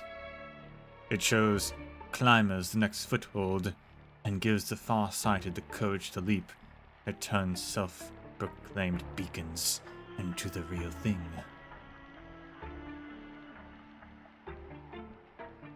It sows meaning and waters flaws. It cultivates truth and fertilizes falsehoods. It turns dying flesh into blooming flowers and engraves what would fade without a trace. It is agony without relief and overflowing inspiration. It is drama's cause and consequence. Its flesh and its soul, the great force behind creation, the law and tether that binds every ideology, every style, every exploration. It is the appointed end, where all things return to dust. The troop leader turns to Lucian, that same smile still lingering on his lips. The wind and sand howl around them, but he remains unfazed. Child, death is also our chance to reunite.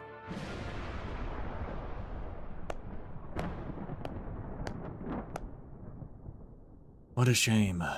Quite a monologue, yet such a little applause.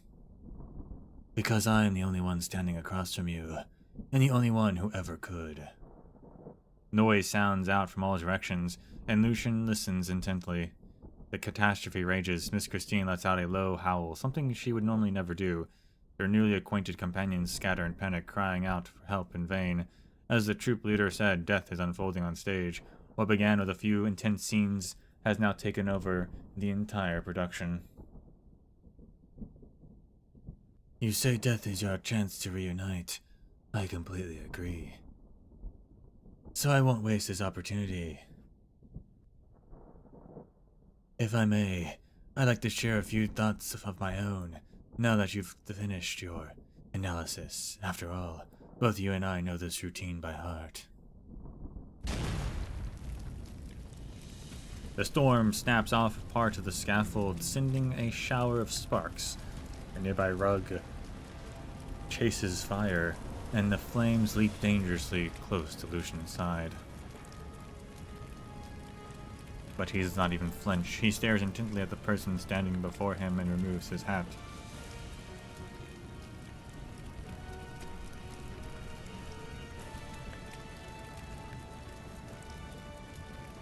All this time, ever since you reappeared, you haven't even mentioned the many times I've betrayed you. Why? Smiles. Because that is unimportant. Because you are still you, child.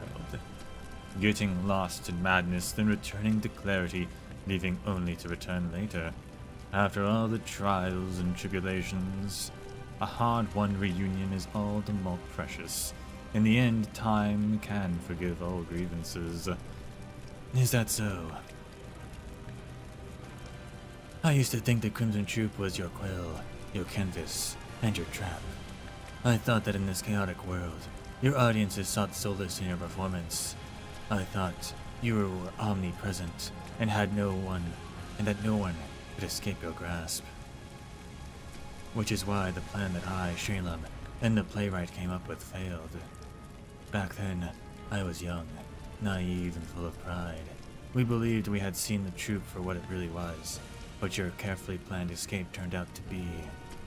or our carefully planned escape turned out to be just another act in your grand play. In the end, Shalem fled from you in fear, while I came to you.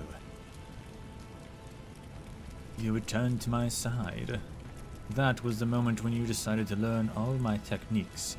You resolved to learn everything you could about the troop, then use that information to destroy it. Your plan was to use death to stop death, and to use destruction to stop destruction. White Flower, Blade Dance, Shatter, the teachers you once learned from all died by your hands. As did I. I remember my voice, wild and cracking with anger, or with rage, and the sudden warmth that surged from your chest the moment the blade went in. I thought I had destroyed the Crimson Troop for good, and despite all that, I still failed. You didn't die. Because death is ever present, and drama is eternal. Eternal, yes. But after that, I devoted even more of my time, studying all your greatest works, including myself. I wore down your eternity, as any slow-witted disciple might. And at last I arrived, once more stepping into your proud creation, a theater of death, of tragedy, of heart. Now at last, the catastrophe has finished setting our final stage. Troop leader, my dear teacher, or perhaps I should call you Tragodia. I am going to destroy everything that is yours. Lucian unfastens the inhibitor at his throat. The exposed oranginium crystal gleam as if already rejoicing at the song to come. He offers the troop leader a deep bow as the clouds behind him come crashing down.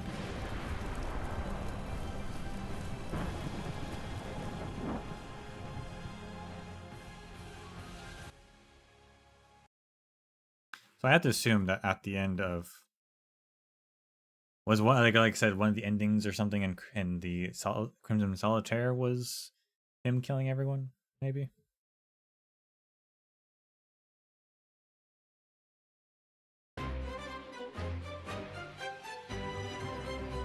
Make certain my claws don't scratch you.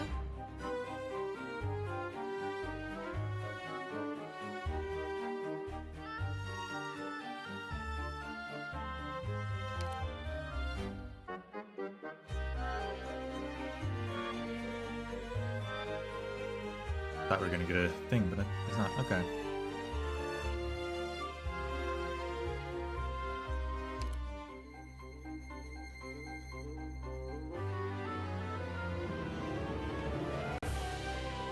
Che posto stupendo. Enemy engaged. Let's end this quickly. Picked out your bait yet?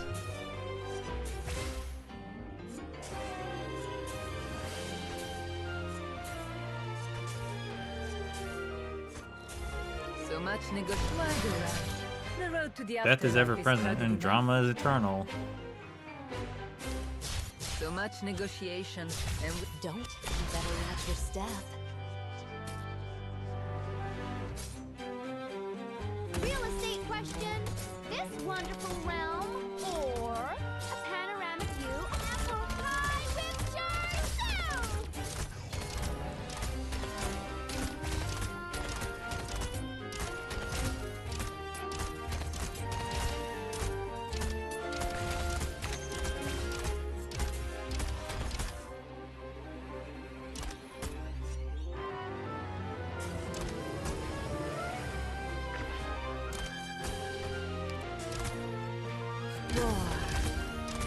Lock him there, we'll find out. at least make me lose the coat.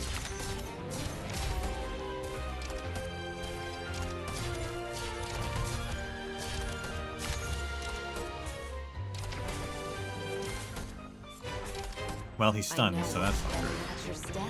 That's not great for This us. will keep you quiet.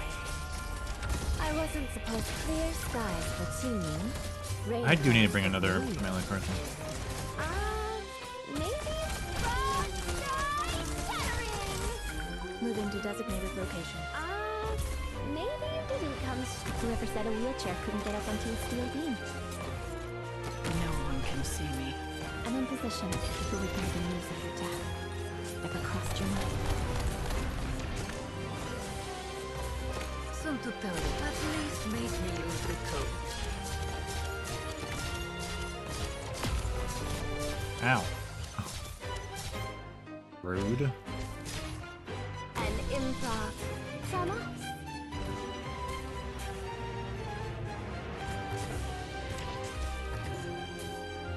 You saw nothing.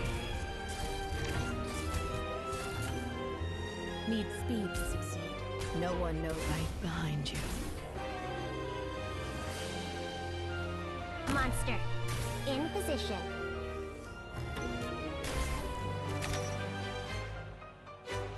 The concert may begin. What would you like to hear? The concert ecstasy as bright as gold. Ow.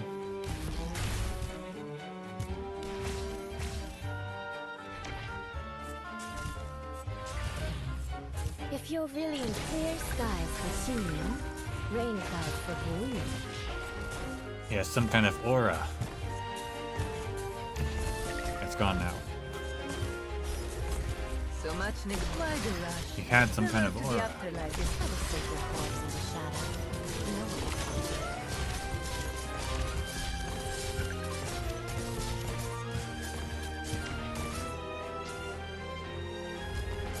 Okay, this is awkward. This will keep you quiet. Sky shattering! Need speed to succeed.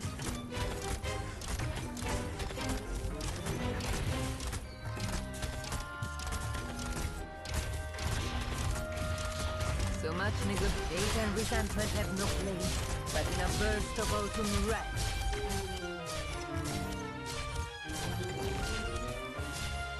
This will keep you quiet. Don't better watch your step.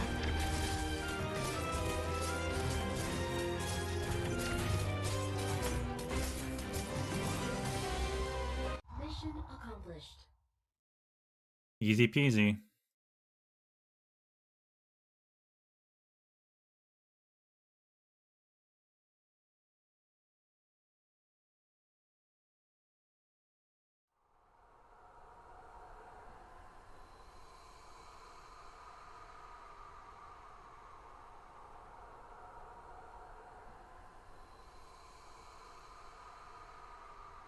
The flickering lights of the ancient castle, the bloodied corpses of the teachers, the hollow wind in the darkness, forgetting all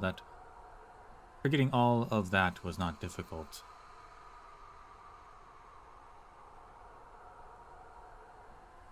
Until one day when Lucian, who has by this time become an assassin, had a dream.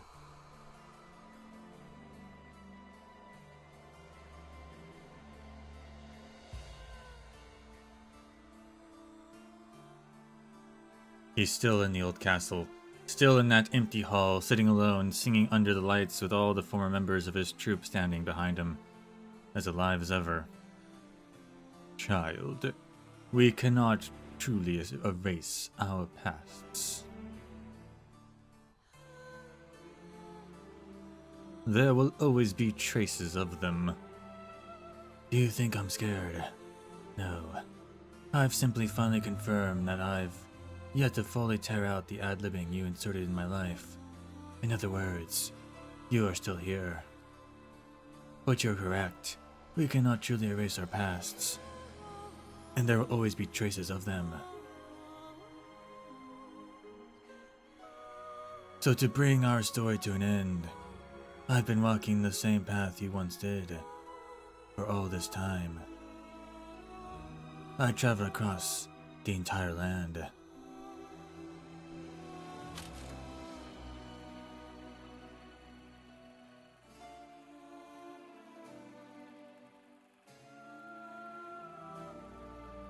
Calais was a Gaulish border city. When the Allied nations suddenly turned on them, Calais was thrown under siege, yet thanks to its powerful cannons, and the general hailed as the Imperial standard bearer, Calais held out for months. The generals stood atop the wall, refusing sleep, refusing rest, refusing to give ground. With their banners still flying high, even the wariest soldiers held the line. Until the unthinkable happened. The general's most trusted lieutenant opened the gates, a clear act of betrayal. The Emperor of Gaul had given up on Calais, as by then its fate was sealed. The Imperial standard-bearer had refused to surrender out of honor, and their trusted lieutenant believed he ought to stand by his general, after all. They had already braved so much life and death situations together over the many decades. But he knew that holding the line would only lead to more bloodshed, that the city was doomed to become a graveyard.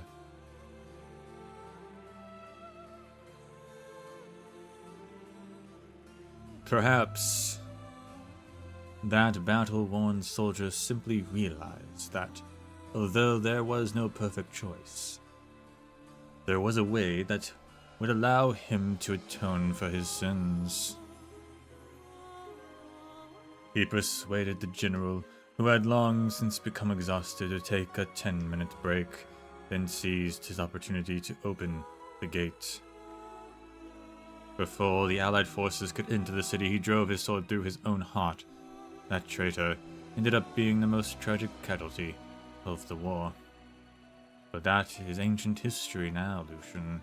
So ancient that many of the details have been lost to the river of time.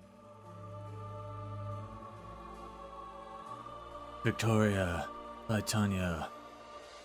I've spent months traveling between more than a dozen cities across different nations, and at last I found an aging vanguard on the brink of death.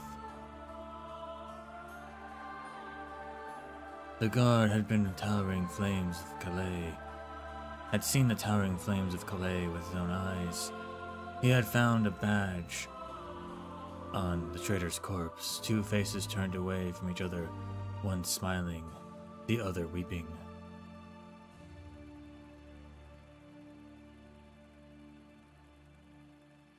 We all know what that symbolizes, dear teacher. Then I suppose you made other discoveries as well. Even earlier, in Laterano. Over 200 years ago, a brilliant cardinal was struck down by Arknights in the plaza in front of the basilica. He was intelligent and compassionate, known as the Sancta closest to the Lord. At just 30 years old, he was already widely regarded as the Pope's heir apparent. But then he changed. He grew radical, unyielding, unwieldy. He started preaching, rallying followers, and reaching out to foreign envoys, all in an attempt to check the Pope's authority. Until the situation deteriorated into a religious coup that threatened the entire city-state. The Pope was critically wounded and the Arknights deployed. The would-be usurper became the only cardinal in the history of Laterano to die during a coup. No one knows what exactly happened to him. At some point, in one of the Ecclesia Requitem, he had a chance encounter with a passing feline. But of course, that is hardly a lead worth chasing.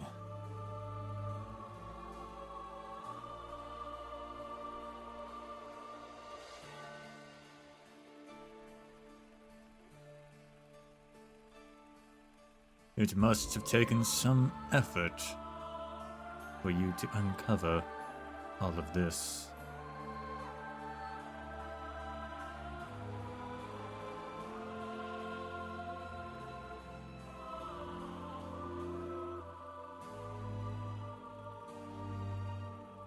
Indeed, it was quite troublesome.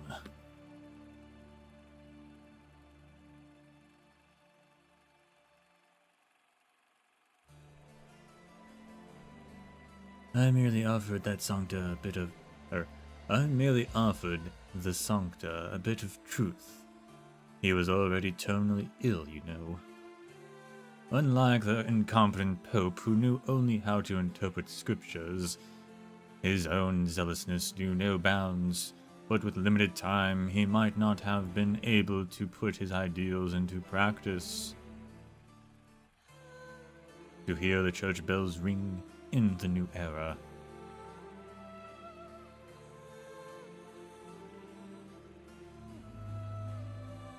But in truth, the moment that cardinal struck down the Pope, he came to his senses. He realized that death had never caught up with him, after all.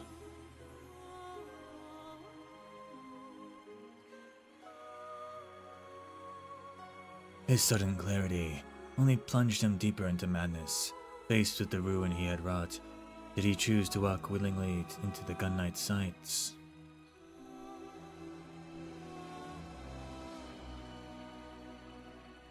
A microcosm of political tragedy from which many of the troops' plays took root.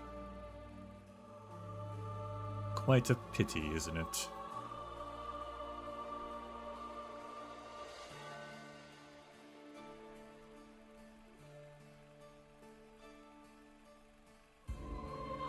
I assume maybe the guy already fell, because wouldn't the gun knights have fallen then if they tried to kill him?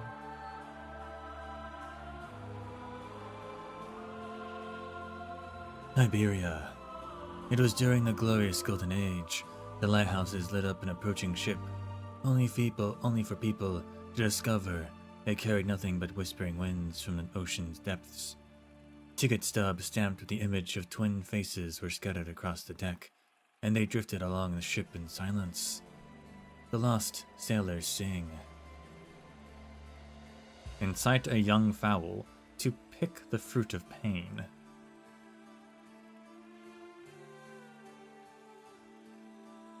Amidst the spires of Litania, ancient arts recorded the nobles' laments and desperate cries. Exile an infant to arrive at joyful death.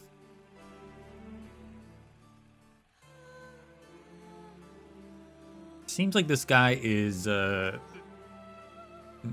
maybe similar to the Deathless Black Snake.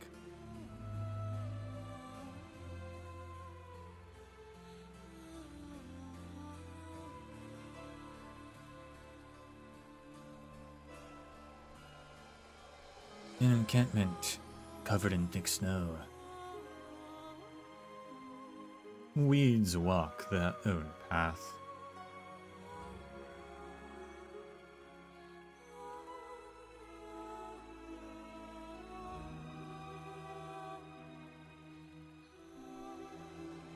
The city in the depths of the sands. Through tears, falsehoods, and riddles, he leaves the bed of withered flowers.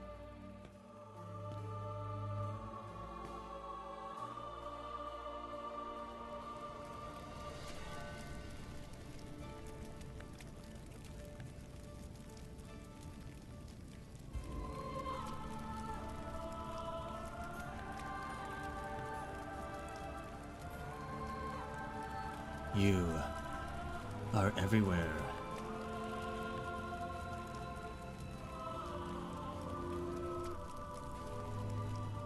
I followed the path you once walked.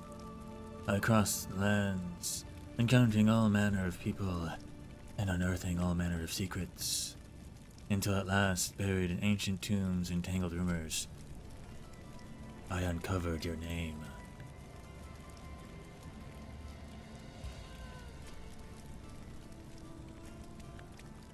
Tragodia.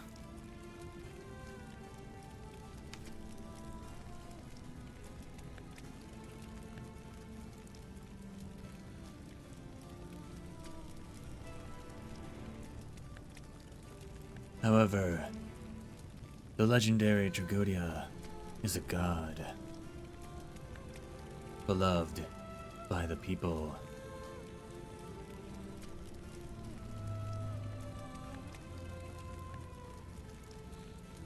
He wears a crown of grapevines.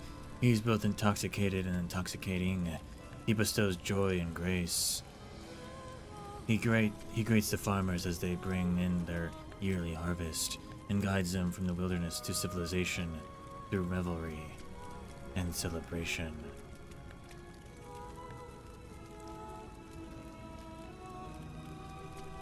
But the true god of wine is a deceitful caster, a performer,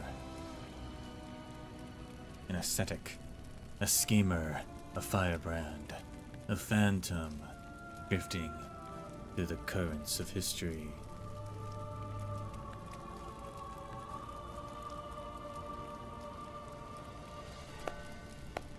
A long-lived that defies definition. Claps. Your perseverance astonishes me, child, even more so than the painstaking devotion you once showed your performances.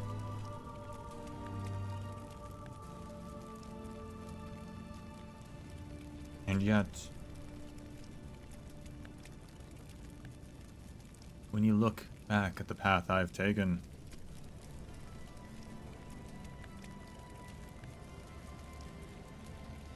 shouldn't that be enough to affirm the purpose I've been chasing?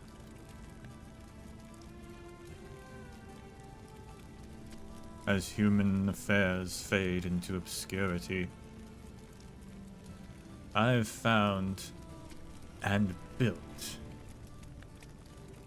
what I came to see as the ultimate vessel of beauty, the theater. I've lived long enough to see the very concept of theater become obsolete. At last, after tasting both joy and sorrow, I came to understand the precise conditions under which the most fervent emotions bloom. I found the troupe to which I've taught this knowledge to you. Oh, really? That contradicts what I've learned from my research. Hasn't death always walked by your side?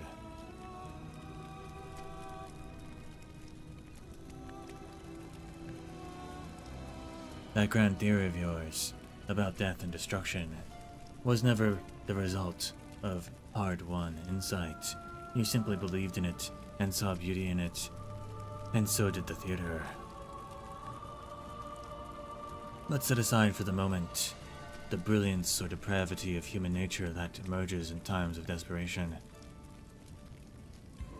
and turn to some fundamental questions. From Laterano to Gaul, from Iberia to Sargon, from the old castle to this catastrophe-stricken land, you've directed so many performances that shook the soul.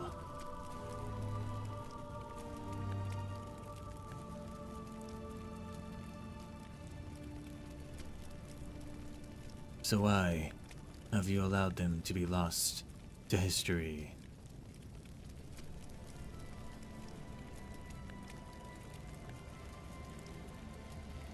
You don't want them to be remembered?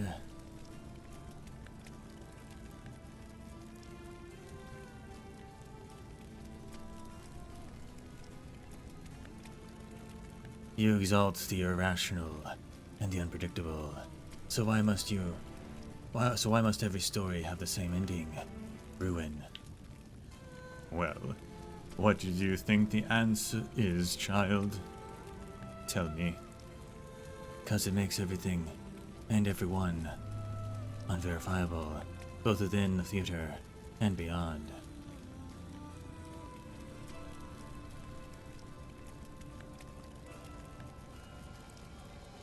Because it grants you authority, lets you justify yourself, and turns your so-called beauty into the only possible resolution.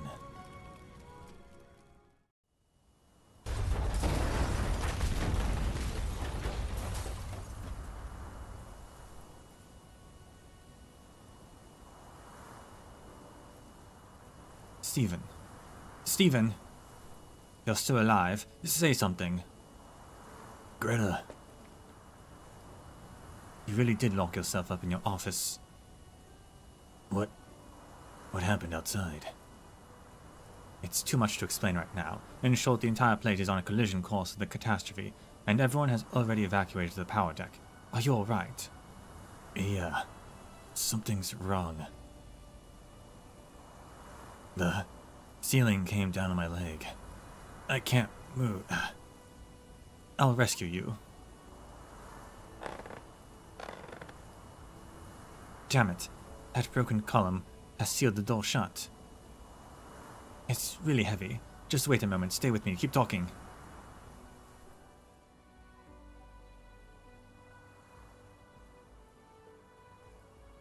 Miss Stone, only now do I understand what I am in no way, shape, or form a genius. Huh. That God came to see me. He hasn't abandoned me. He's shown me a new way of thinking, actually. He's always been teaching me. I like to think I make good use of my characters' deaths, of every desperate situation to nourish my stories. I did try that, after all, in the death of Lady Dupont. Why else would it be called that? Laura from 5 years ago, and now Dalton, Shelley, Michael, and Marion. Each of their deaths was steeped in drama. Vivid, poignant, and all too real. Those fragments are like autumn leaves, crimson as blood and scattered everywhere. Each one is enough to stain the blank canvas of my mind with vivid color.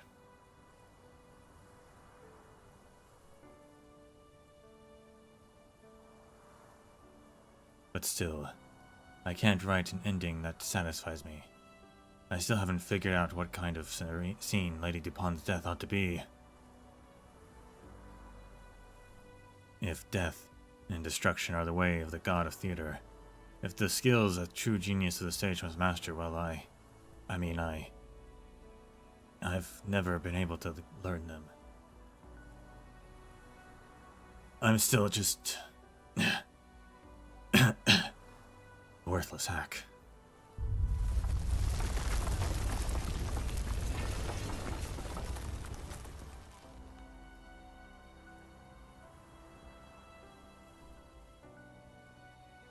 For the love of Borgnine,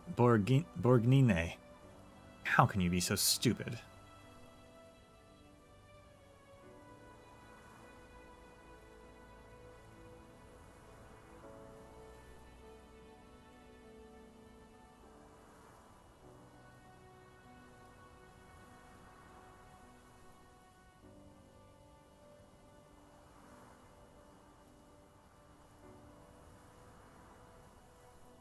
Ernest Borgnine was an actor. Stephen, the script auctions are anonymous. You know that, right? Dalton, Abner, everyone in the crew has been shaped by what happened 5 years ago. I brought them together on purpose, but you were the one exception. When I approved the outline for the script, I had no idea it was written by you.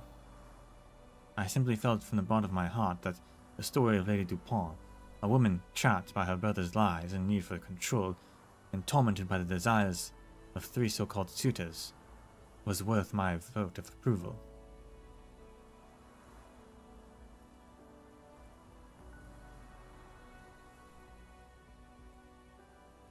I knew she'd be the great protagonist for an amazing story, whether she lived or died.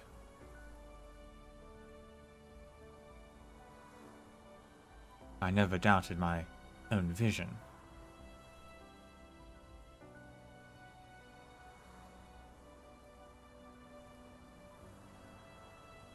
Hey, say something. What are you getting all melodramatic for while I'm out here hauling rocks? So it turns out I just don't agree with it. What are you saying? Saget. Saget! So it turns out I just don't agree with the god's methods.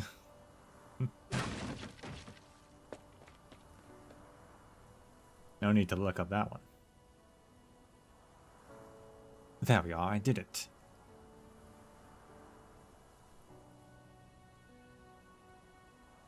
This place is about to collapse. I'll help you, come on.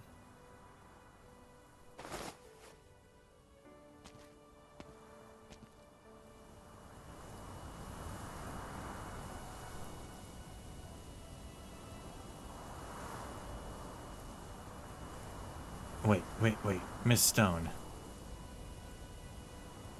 What now? Greta helps hold Stephen steady as they both come to a stop, and he looks to the side. There is a wall, only half of it still standing, faint remnants of a vivid graffiti stand out harshly against the grimy, dim surroundings. It is the giant promotional mural TP had painted for the crew. And by some stroke of luck, title card remains unscathed amidst all the wind and flying debris.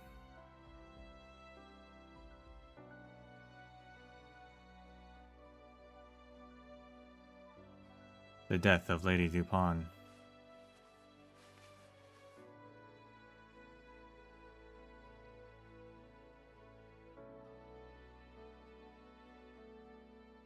Stephen raises a blood-stained arm and, with considerable effort, wipes away the first 3 words.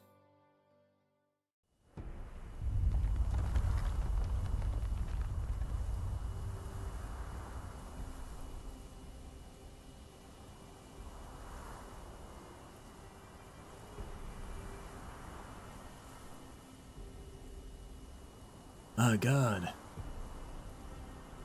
It's beautiful. Not even the most imaginative set designer in Rankwood could have created a scene like this. Who's to say that ending a film shoot under the shadow of a catastrophe isn't in fact the most fitting conclusion of all?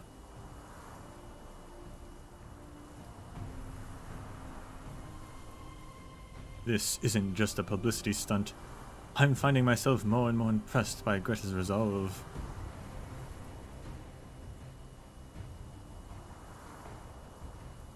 Alright, that's enough of that. Let's get back to the power deck. It's way too dangerous out here. That's Abner. Alright, that's enough of that. Let's get back to the power deck. It's way too dangerous out here.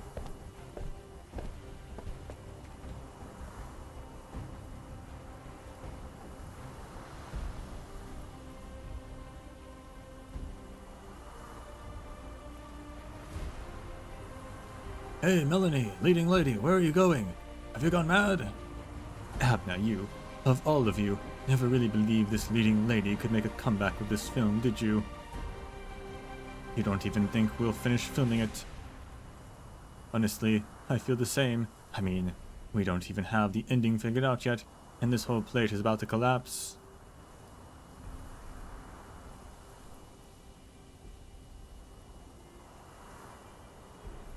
That doesn't mean you have to die for it, does it?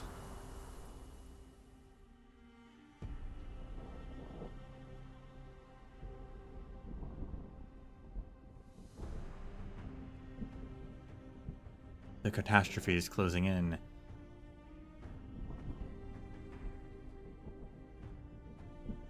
The howling wind is nature's roar, its fury written across the face of the clouds, but Melanie still walks forward to face it.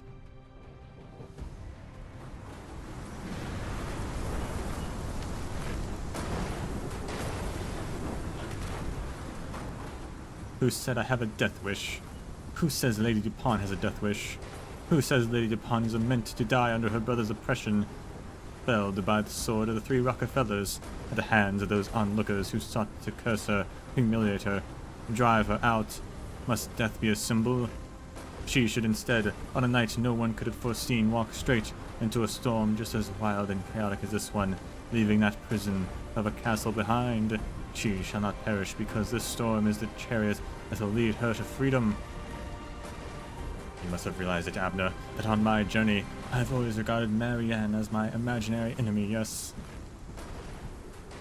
Yeah. But I know I will never catch up to her. She was a true genius born to inhabit a role. Any role that she was given. Even fate itself seemed to orchestrate one final catastrophe just so she could exit this business in a blaze of brilliance. And I'm nobody special. An ordinary woman from a small town who traveled to Rankwood and worked her way up, role by role, film by film for over a decade, gaining experience and recognition.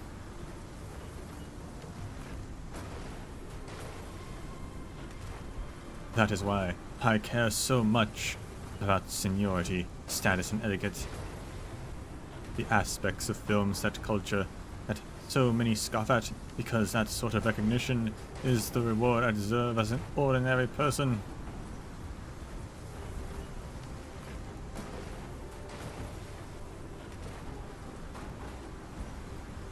This land is quite cruel to ordinary people, Abner.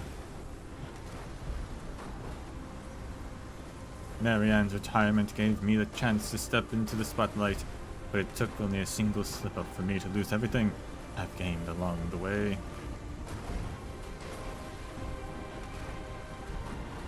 My acting skills have fallen off a cliff. My reputation is in shambles. I've tried everything I could think of. I just couldn't seem to get it back.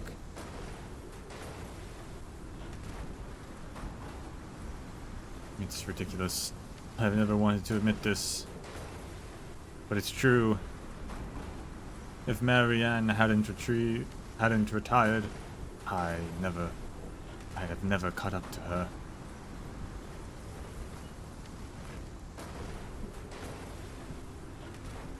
At this very moment, this catastrophe is destroying the entire plate, along with my last hope. But couldn't you also say fate is smiling upon me? At least I finally have the courage to let go of my inhibitions, At least I finally mustered the courage to take this first leap. Come to me, Lady Dupont. Come with Melanie Rutherford, and dance together with the catastrophe, even if no one is filming us.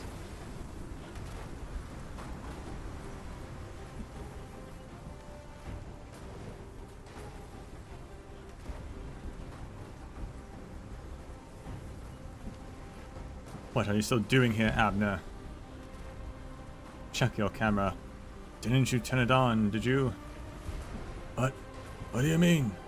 What if I'd gotten swept away by the storm? What if your camera had accidentally captured my death just like before? The last thing I want is to belittle your work, and to force you to once again resent the tool of your trade. You know, Abner, I've always thought you were dumb. Hey, what would you know? That footage you accidentally recorded back then at least stands as irrefutable evidence, ensuring that a girl named Laura wouldn't vanish from this land without a trace. Although I couldn't say if that's enough meaning for it to meet your exacting standards.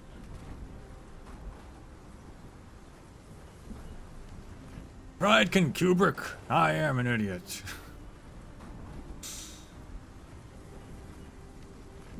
This dream-making machine was only made in the first place because people wanted more eyes to see the land with. How long can you hold on, Melanie? I hope I don't break this thing. Let's finish filming.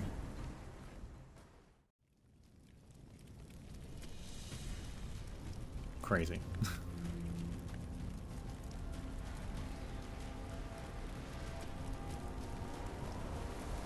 Can you see them?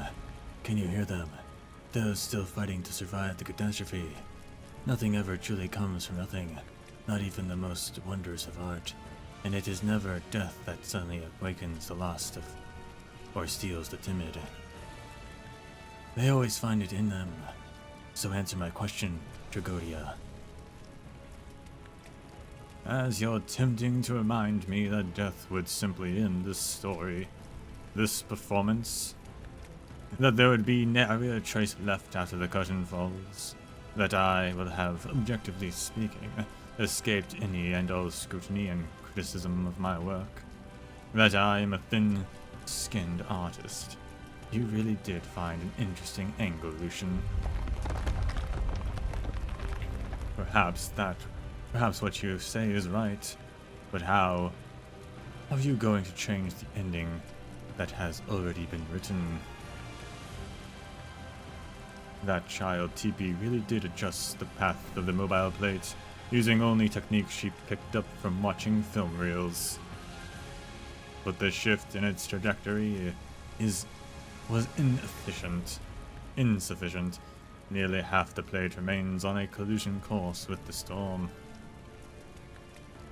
Lucian, you faced a catastrophe when you were young.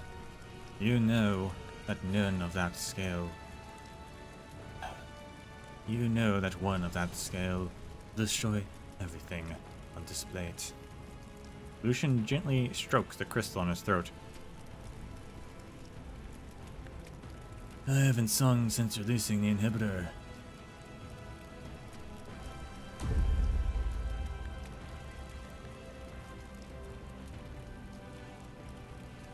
Singing, it is the Blood Diamond's song, a song that once lit up countless stages before dying out amidst the darkness of that old castle. Today it echoes once more. The sound passes through cracks in the ruins and the catastrophe itself, ringing clearly in everyone's ears. Singing with such total devotion. No. It seems that dreams can also be used as barriers. This is the first time I've ever seen you use your arts in reverse, Lucian. Are you trying to protect everyone with the voice that once brought pain to yourself and disaster to others?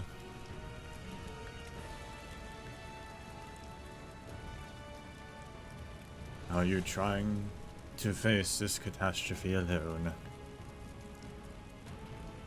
Alone? No. You're here with me. Hold your scepter steady, Tragodia. From the moment I rose from that river and walked back to your side, from the moment I returned to the troop and stood before you once again, I have only ever had one motivation.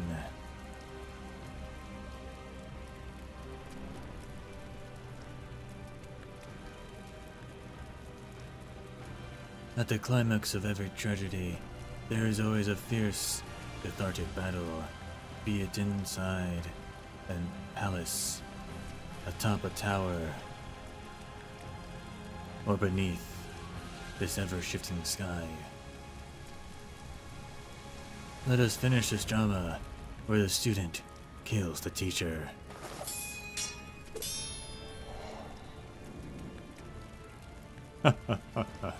My favorite student, my best actor. Everything that is headed for destruction shall serve as your backdrop.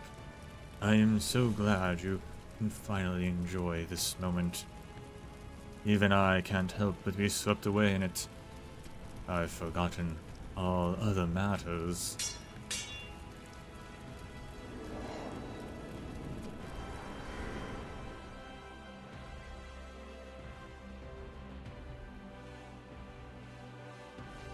But you should know that killing a long-lived is meaningless. Just as you told me that I found an interesting angle. But it's not interesting.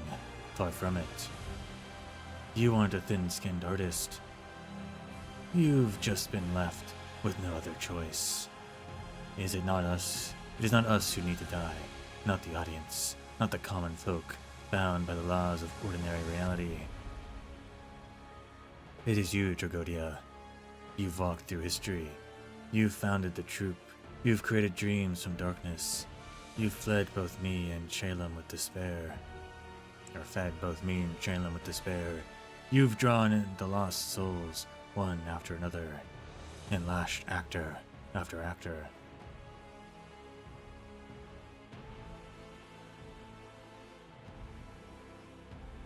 You taught us to feel pain, to learn evil, to be stained with blood, to sing of destruction. You taught us to dress for the stage, to wear a mask in life, to believe in what you called rebirth. You built the story and drew in the audience.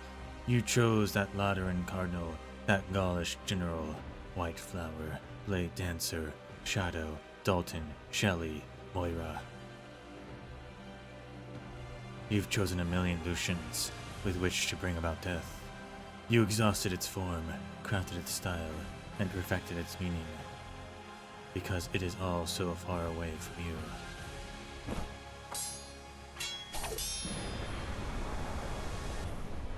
So far away. Long lived, death is the one shore you will never reach. Director, death is the one performance you will never take a part in. Dragodia, death is the one art you will never embody. All your aesthetics, your insights, your experiences, everything you pushed us to pursue has nothing to do for you in the end.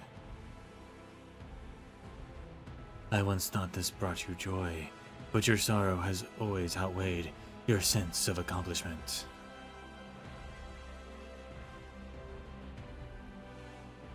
If you actually are the theater, then your very existence is a paradox.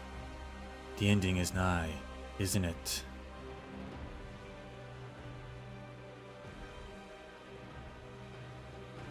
Do you feel resentful or helpless?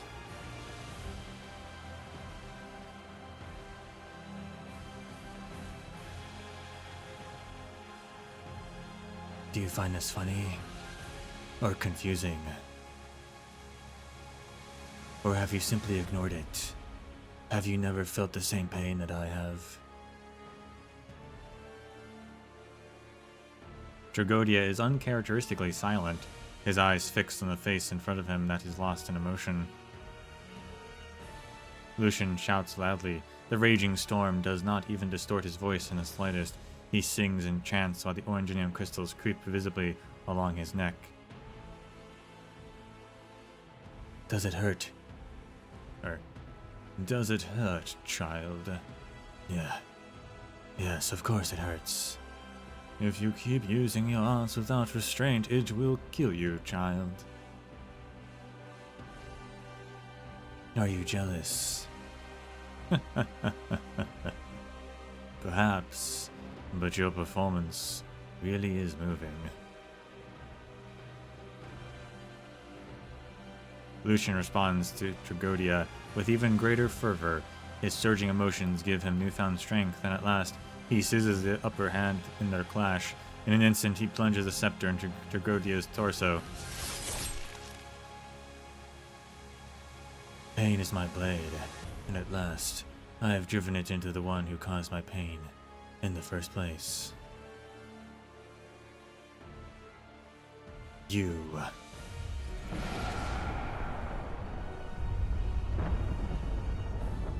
Oh wow. Explosion of like theater masks. That's cool. The curtain must fall on every performance. Cycles will not help shape our so-called destiny.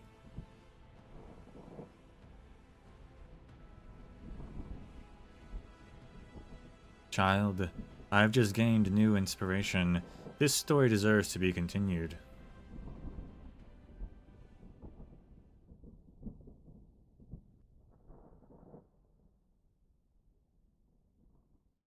The plate beneath their feet is swaying and shaking, but is starting to stabilize.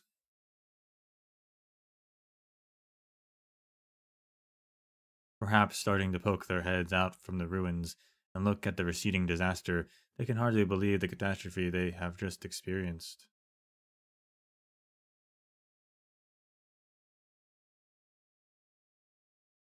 Hundreds of broken masks drop to the ground as Tragodia slowly falls to his feet.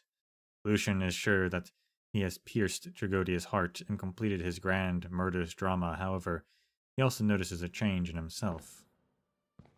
Oh.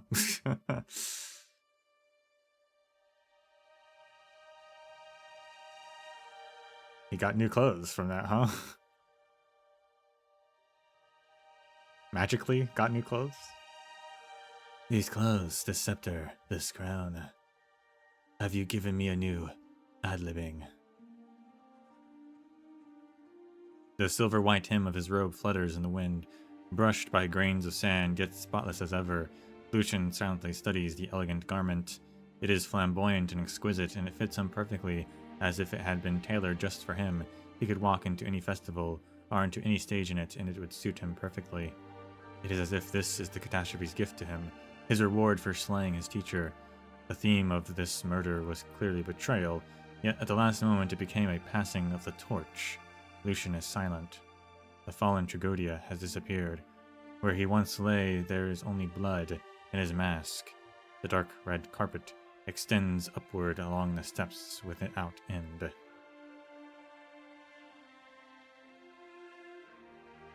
This is the path he was meant to walk, and is now free of all obstacles. These thoughts spring to Lucian's mind from nowhere.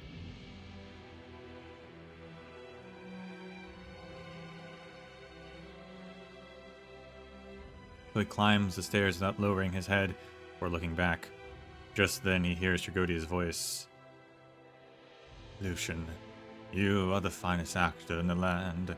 You have honed your craft well, and you used your powers of reason to grasp the hold of the mask of emotions. You know well my origins, so it should be clear to you that you have not ended me by merely killing me. You shouldn't pin your hopes on a scene that was once performed in an ancient castle. Or is it that you are certain I would think this way, make this choice? It's all so interesting. Maybe you were right. Death is the one shore I will never reach. The one performance I can never take part in. The one art I can never embody. Weeds walk their own path. Through tears, falsehoods, and riddles, he leaves the bed of withered flowers.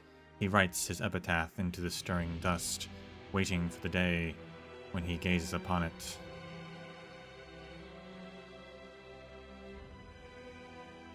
Death or destruction is the greatest gift you could ever give your teacher. But have you considered that what you now reject and what I've left behind is only one of theater's countless possibilities? One of the many ways beauty and be defined. And therefore, that what you've just killed was but one of my thousands of existences. Go on. Life rushes by, but the theater endures. The theater will never perish, and aesthetics will always change. So therefore I will always stand at the pinnacle of everything. The theater cannot be killed. I can only redefine it. Replace one theater with another. Overthrow old aesthetics with new. I can become the new one, the new you. That is the only possible fate for the two of us. Then I accept it. You see, Lucian, Once again, we've entered into a tacit agreement. continue forward. Climb to the highest point of the stage. You shall wear the crown of performance. You shall wield the scepter of inspiration. You shall wear the years performing and being performed. This process will only add to your pain, but you must accept it. Child, you shall walk from here with both my blessing and my curse. I have fulfilled the promise I made to you when we first met. I will never be an obstacle to you, or an obstacle to theater. This is my final gift to you. How much further can you walk? What other answers can you come to, Tragodia?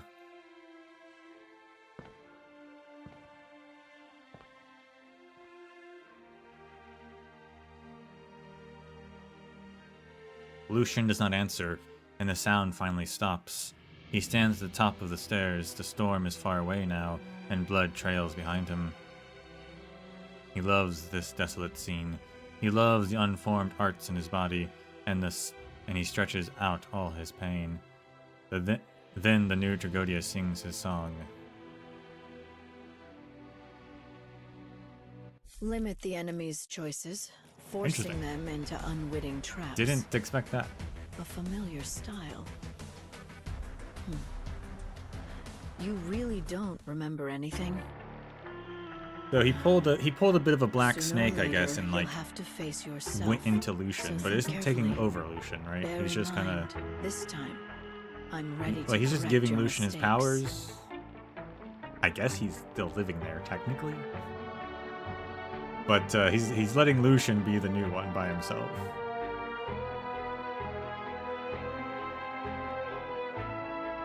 So now Lucian is immortal, I guess, which is interesting.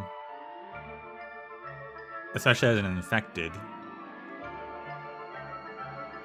Like, does that prevent his oropathy from getting worse? Or will he just turn into like a stone but not die from it? How does that work?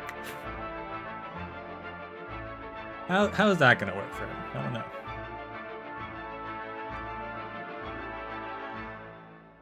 I guess the suppressors can prevent it from spreading.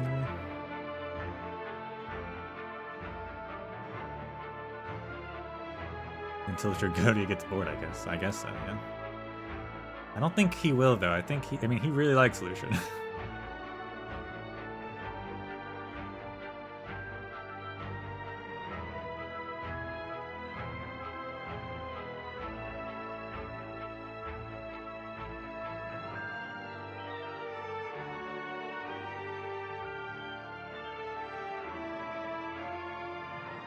But now we've got three immortals we know about. Black Snake, Tragodia, and Clovicia.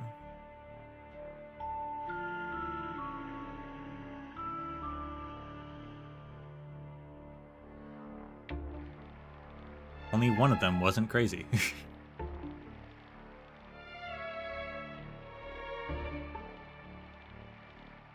Not a good sign for any others.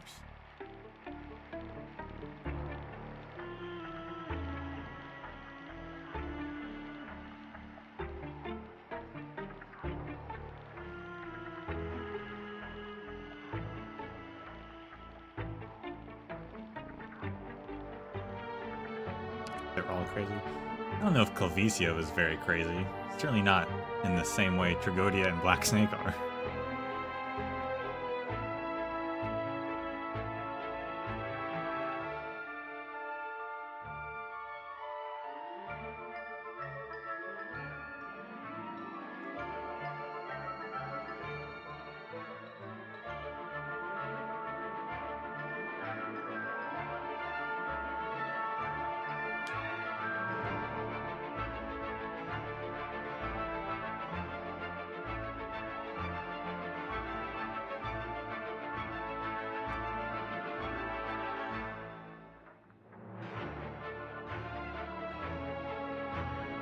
I guess you could say they're all selfish, maybe, but also still in different ways. Black Snake and Tragodia are really much about themselves. Clavicio is like, I'm this whole country.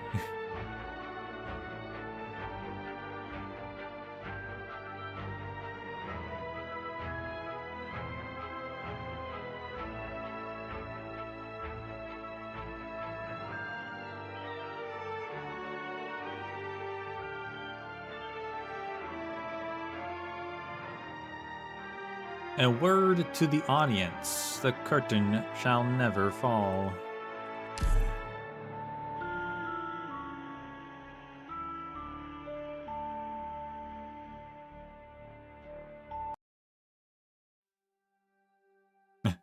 Oh, someone's in prison. 2 months later, federal nomadic prison. Oh, Molly's alive. I wasn't sure if Molly was alive. I guess she is. Lucian said either she'd die from the song or, like, be forever tormented by it. So I guess the latter option?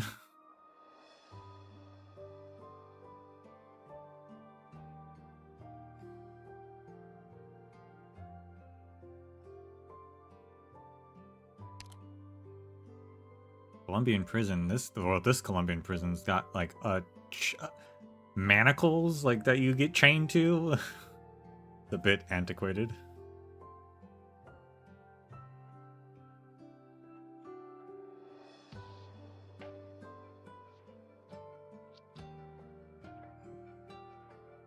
Oh, Molly, you've lost so much weight. I did spend 2 whole months in bed. I went looking for you once the plate stopped. But when I saw the medics carrying you out all covered in blood, and you weren't moving, I thought you were dead.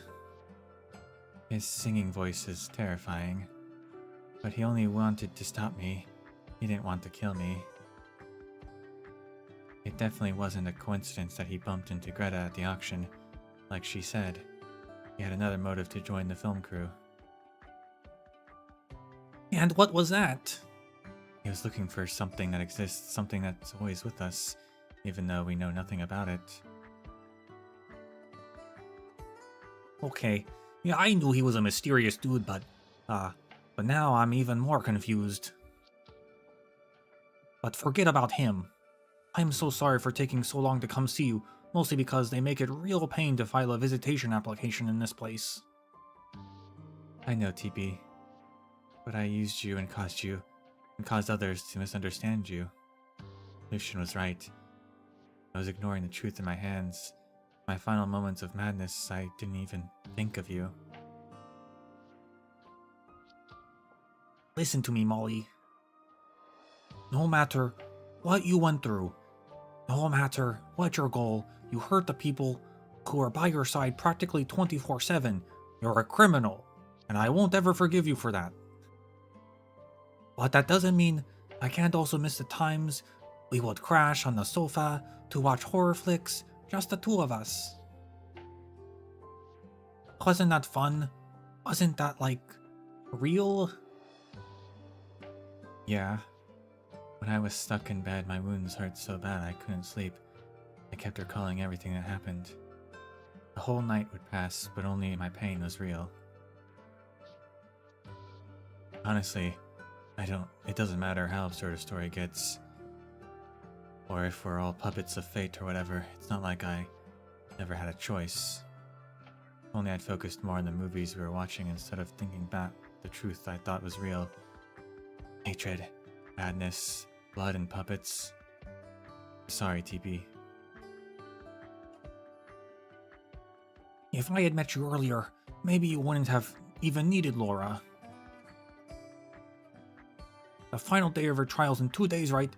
I talked to a few lawyers and it seems like...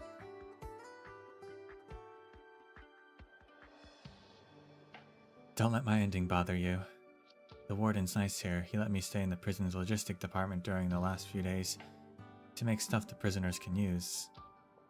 I'm not living like I was before, merely waiting in vain for the finale. Good, good. You're almost out of visiting time. Let's talk about happier stuff. What happened to the movie we all shot together? Yeah, I imagine she's probably got life in prison. At the least. Quadruple homicide, technically.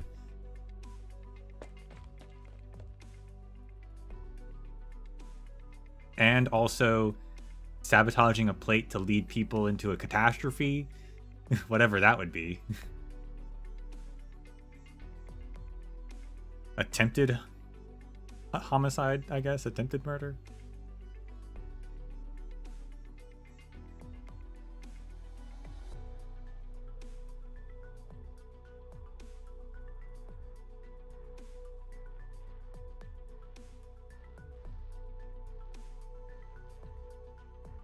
Wow, everyone's here already.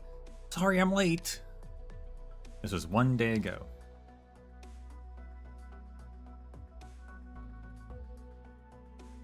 Nervous, Stephen? A bit. Relax.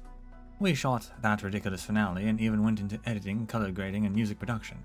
Everyone did their best to complete production in only 2 months.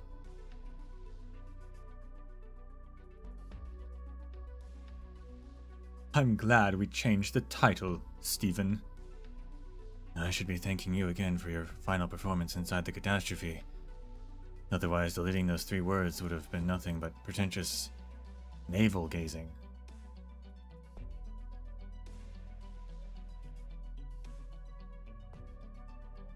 Lady Dupont is by no means as attention-grabbing as the death of Lady Dupont. But let Greta worry about the marketing. There is no doubt in my mind that our new title suits the story best. Right, I'll handle it. I mean, it could have been a metaphorical death, but okay. I'll get Lady Dupont into theaters, then visit a police station to do what I have to do.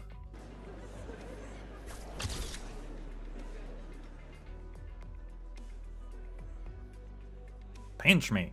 Am I seeing things? I'm not seeing things, am I? Pinch you. Just snap your shutter already. This is guaranteed to go on the front page tomorrow. How did the niche AGFF attract such a distinguished guest? How much did the organizers spend? What is the AGFF? Actors Guild for Friends?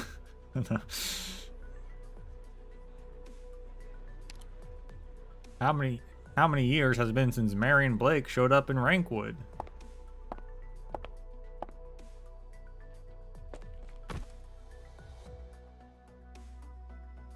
What? Grandma Yara!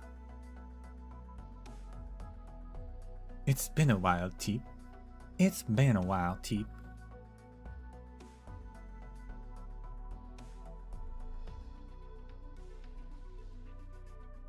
Grandma?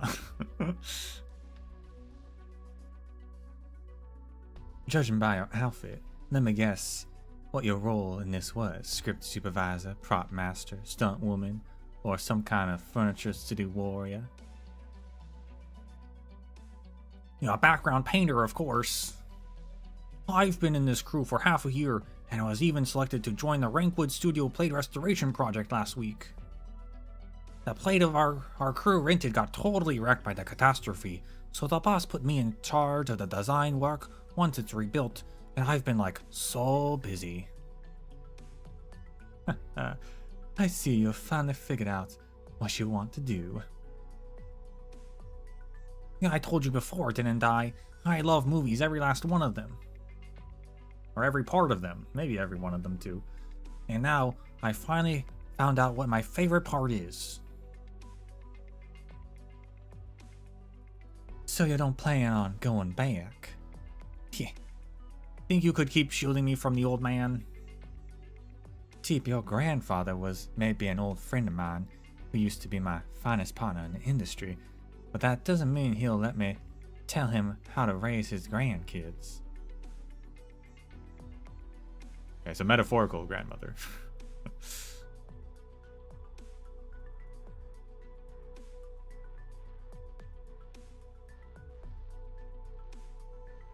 I'll just tell him this the next time you have tea with him. Ahem.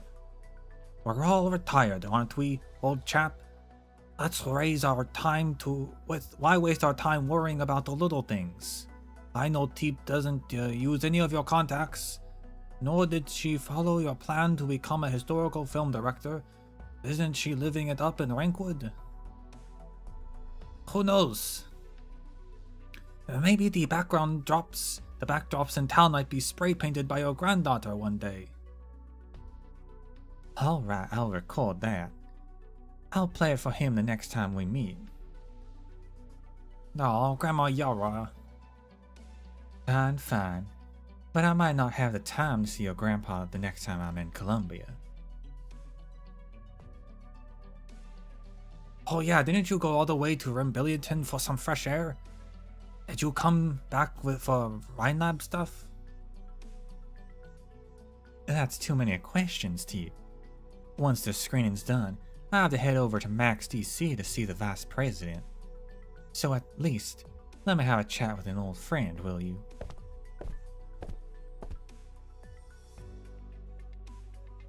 Long time no see, Marianne. Just call me Yara.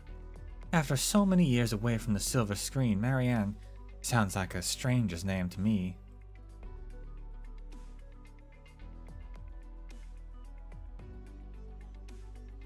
Either way, I have to thank you, Yara.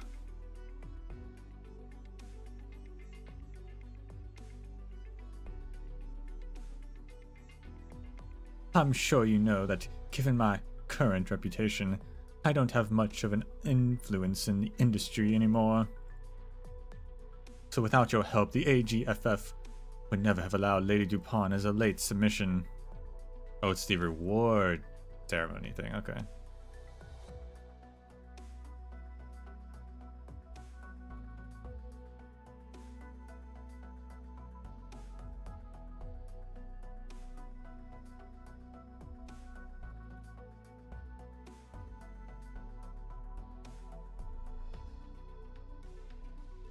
It was my pleasure.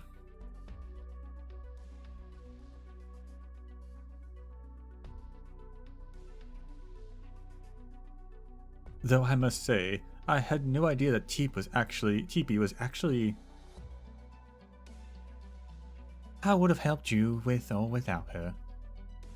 Is she actually a grandmother?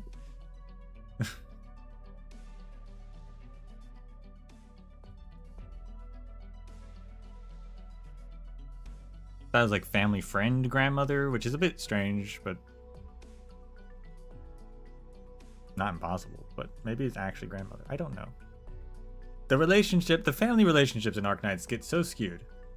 They randomly insert things and change things, and it's like, what's the point of that?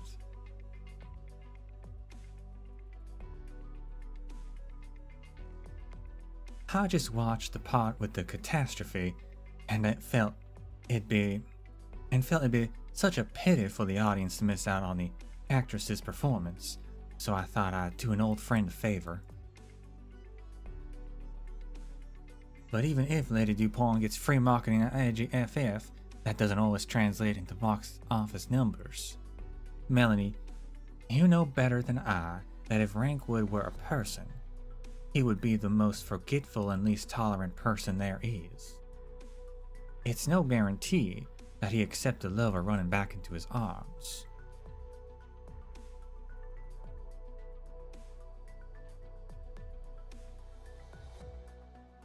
Besides, you did destroy an entire plate. Even if the film's a smash hit, it might not make enough to pay for the damages. Technically the criminal who's arrested did that. I don't...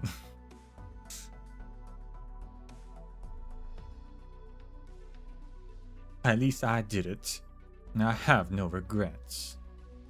But rather than mulling over that, I'd like to ask you a question.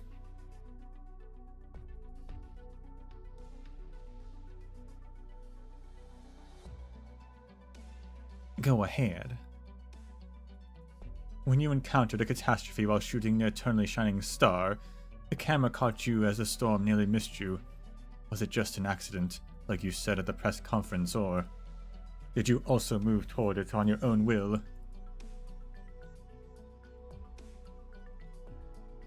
Is the answer to that still important to you even now? No. It sure is hard to say if I really did beat you in the end. The splendidly dressed female lead laughs heartedly before every camera in the room, though she does not even know what she is laughing at. After a long time, she opens her arms towards her former rival, the genius she always thought she would never catch up to, the one she had always exchanged polite greetings with on camera, for a hug, and it is returned in kind. Let's head in.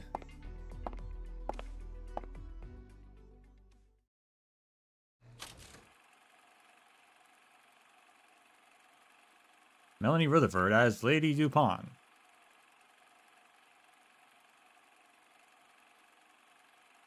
Michael as the Three Rockefellers.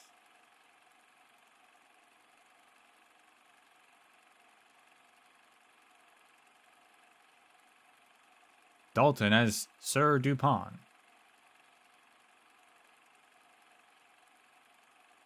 Lucian as the Messenger.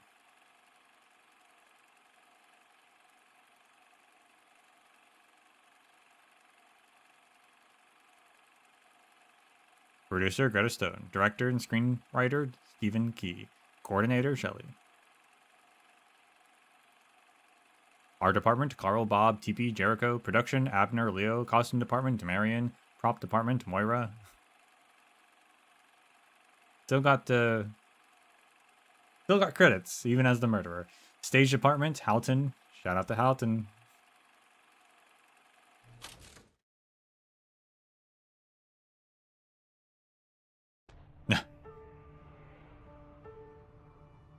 Lucian he's just gonna wear that now all the time. It's over? Yep. Thoughts on the film? I heard about what happened behind the scenes, the murders, the catastrophe, even the project management was a mess. So before I sat down to watch it, I thought the film couldn't possibly live up to all that, but an absurd noble's marriage breaks down, ending at the catastrophe. The plot twist made sense, but so many of the characters were just bizarre. It's hard to say if it's good or bad. It's a lot to chew on. Shame, to be honest. Or same, to be honest. Story aside, even the production was a bit controversial. Like, the cinematography is inconsistent at times. The first part was shot meticulously like a serious historical drama, but it becomes rougher and rougher towards the end. Especially the catastrophe scenes, where it's totally filmed like a documentary. That's because it was. It's definitely going to be polarizing. Fans will rate it highly, while the haters are gonna hate it. That's what makes it interesting, isn't it? Rankwood's been getting more and more boring over the years, and that goes for AGFF films too. This one, I'd buy a ticket to Lady Dupont. Let's see what the director and the cast have to say during the post-screening round table. Oh yeah, I heard that unlucky-looking gal at the front worked on it too. Oh boy, just my luck is awful. After a month of applications, I finally handed a spot as their last stagehand, but then all of that happened the moment I arrived on set. I lost so much sleep after running into those corpses. And if it weren't for the insomnia, I wouldn't have kicked the wall with my mind all messed up and broke my leg when I was trying to follow everyone down to safety if the catastrophe came near. And if I didn't break my leg, I wouldn't have missed my bus and missed the first half of the screening. The unlucky stagehand mutters to herself as the credits roll. She recalls her experience and cannot help but feel sorrowful about it all. Even the image on the screens fail to feel strange to her. The familiar faces and scenes have all been assembled in a way she cannot understand, just like her topsy-turvy life. When she spots her name at the end of the credits. Stage apartment Halton. No matter how the hand of fate may change, it will eventually leave a line, a truth you believe in.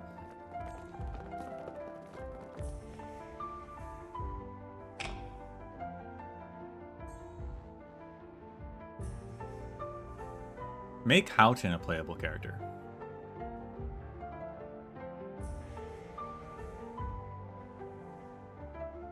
They can have an RNG skill where they sometimes, like, hurt themselves. I guess they'd be a geek or something.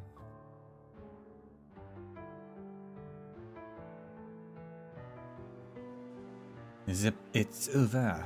Aren't you taking part in the post-screening roundtable? I'm not with them. Besides, the two of you are here. True enough. Yes, it was wonderful, be it the film itself or otherwise. Lucian. He dead for good this time. Or is he still alive somehow? I had to think about that. But all you need to know, Shalem, is that you won't have to worry about shadows from the past invading your dreams, even when you're on Rhode Island, ever again. And playwright, you may write your scripts as you wish, about any topic, in any style. The Crimson Troop is no more. You two are free. And you? You just said that you'd have to think about the ending. Which means you're stuck on that path, correct? Jean-Man never dies, so is the one sitting beside me right now no longer Blood Diamond, but Dragodia? It sounds like you've paid a heavy price, Lucian. I wouldn't say so. If our previous attempts at escaping or revenge were just scripts for us to follow, then now we can finally step into the future. I will travel again, sing and perform again, until I am certain that what I create manages to catch my joy and pain. It could be a new troupe or a new proposition, new adventures and new stories, or a more dazzling tomorrow, a more tragic truth. Shalom. We are buddies here. Would you like to lend him a hand? Lucian, are you sure about this? Of course. Those who've lost themselves in their haste. The ascetics, who's closed off their minds. Or their senses and themselves. The lay people, who trudge through both highs and lows.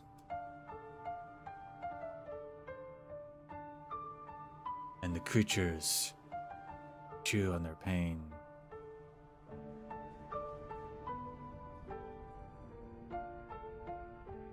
This land has never lacked for actors.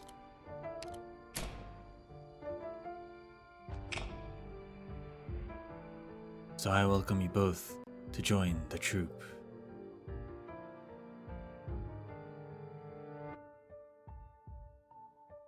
Yeah, Playwright's got a cool design. I wouldn't mind him being playable. I didn't know they were, like, chill until they mentioned it earlier. But yeah, I guess they also survived the troop.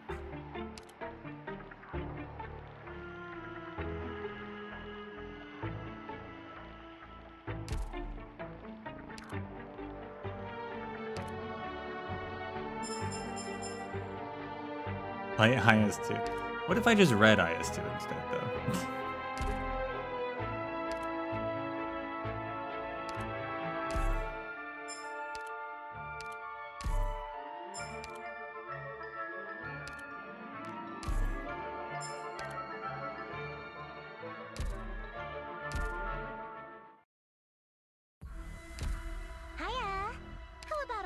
chat before you get to work. You know, could just do that.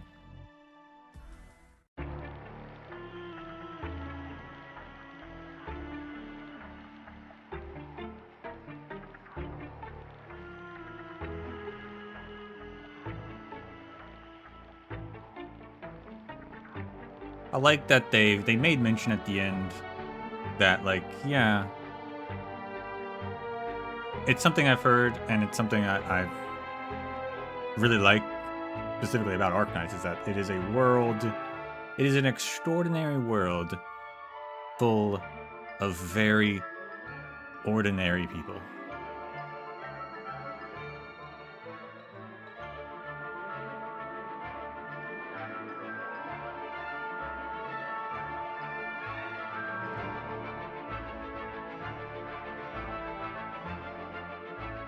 And that was part of this one, more explicitly with the storytelling.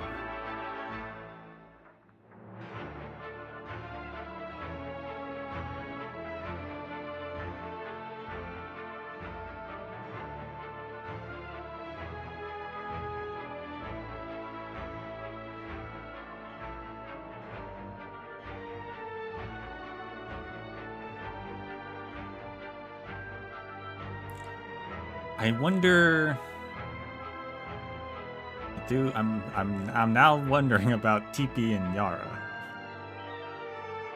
Are they actually related? Because that's important to know, just because we still don't really have an answer of how genetics work.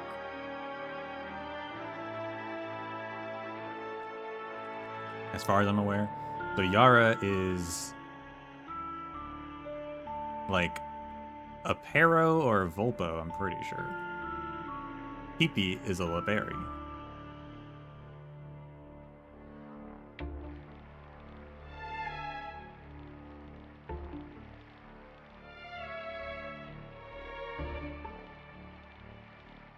Yara could be a feline, actually. I'm not sure. She's one of those three.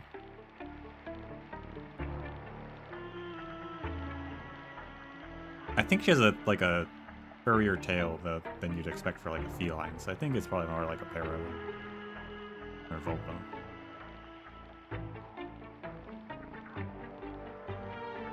But if they're actually related, that means that different races can crop up between each other, right? Which is the big question, like, how does that work exactly? Are some races recessive, dominant? Is it 50-50? Does it depend on just the mother or the father, or like...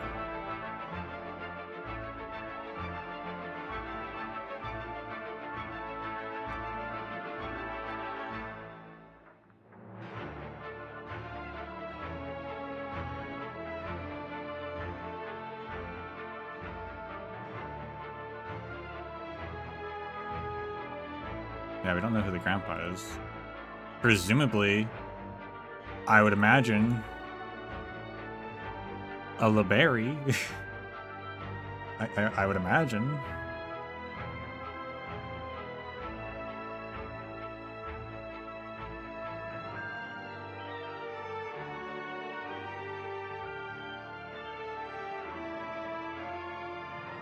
Oh, Melanie was a Liberi. That makes sense.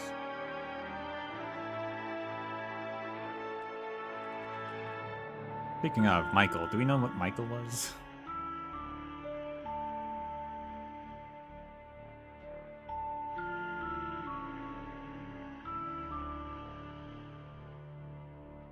No.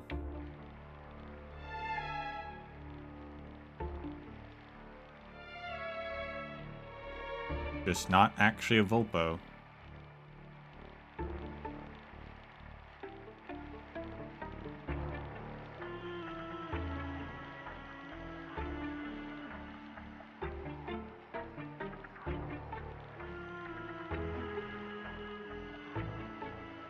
Alright, I'm gonna see if...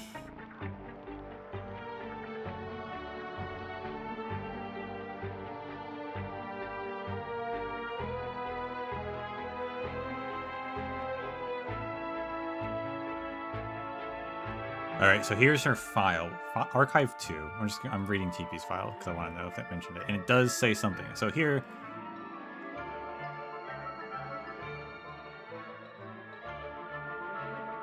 At Rhodes Island, she has made no effort to conceal her identities. The identities of her parents and grandparents were all famous directors. She was also pleasantly surprised to find that Yara, who is like a grandmother to her, has ties to many of our operators. So that now implies that it's more just family friend, not actually related.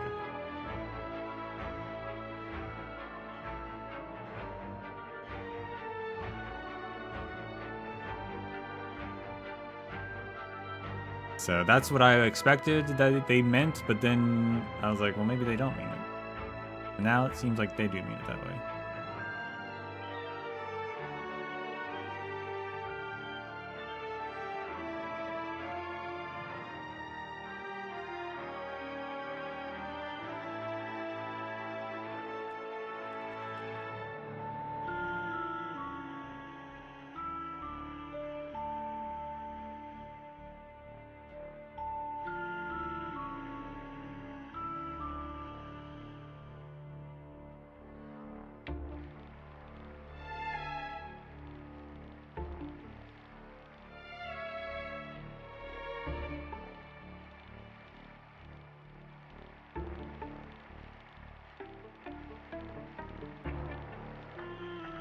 Oh.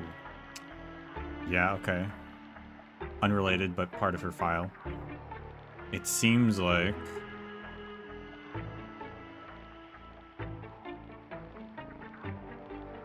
Moira got the death penalty. Which isn't surprising, yeah. There you go.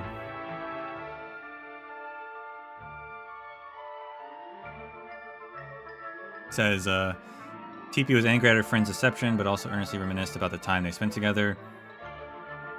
She roamed across Colombia in those days for one more chance to see Moira. However, she only saw Moira once before her sentence was carried out. The warden told TP that Moira was allowed to work under supervision in her last days, making many items that were useful to the prisoners, as well as props for Rankwood.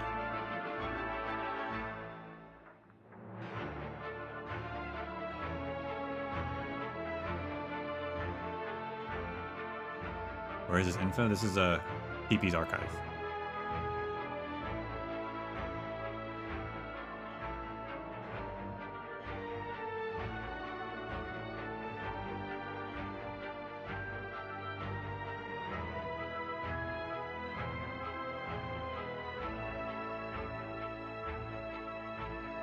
She finished her last prop on the day the sentence was carried out. It was a sunny day, and she didn't leave any message behind except to say that she was sorry and that she would atone for her crimes with her death. I'm afraid that's all we're allowed to disclose.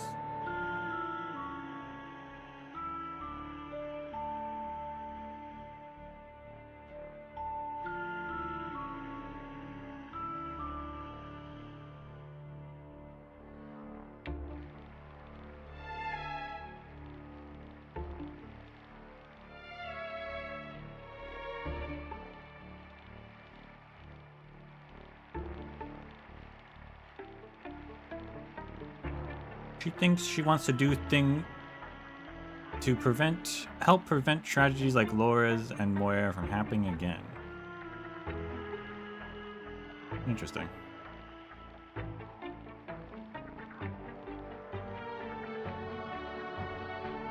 That wraps up that little part. Figured it had to be at least life imprisonment, if not the death penalty. It was indeed the death penalty.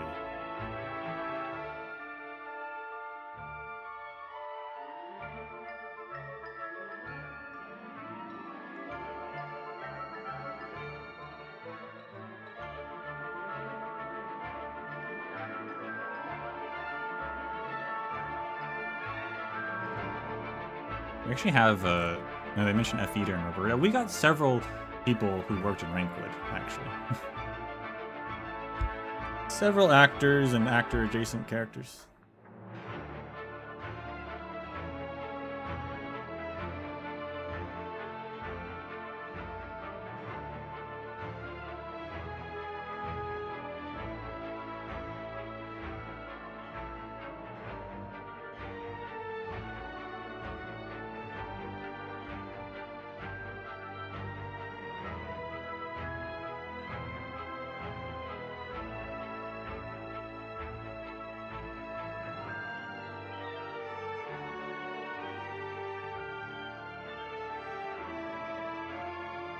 What the heck? Alright, the last... What?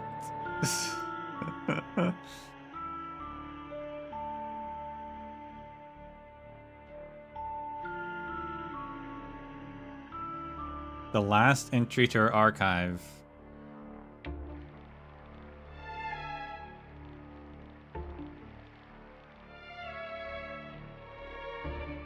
Hold on a second. Switching scenes.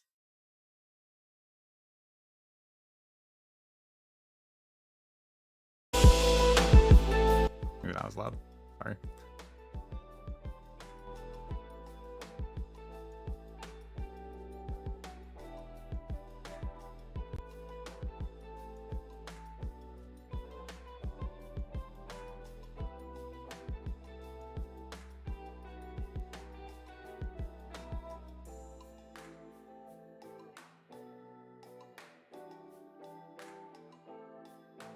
Bam.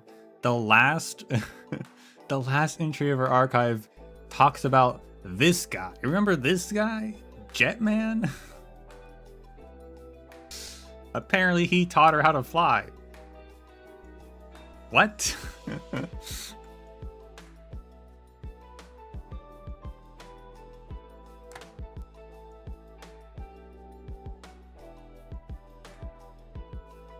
That annoying guy? Gosh, he was so annoying back in the day.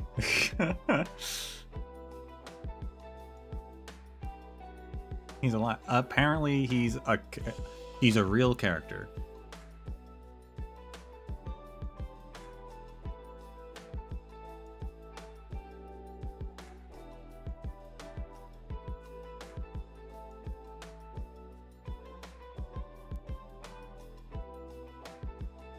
The archive is specifically he comes to Rose Island as an intruder.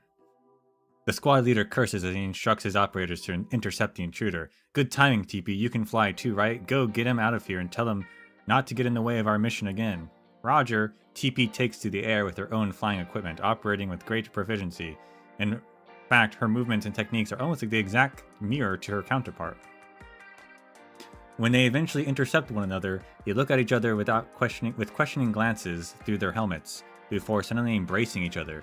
TP, what are you doing here, Master? Jetman, my best student. I haven't seen you for so long. The other operators. Wait, you two know each other?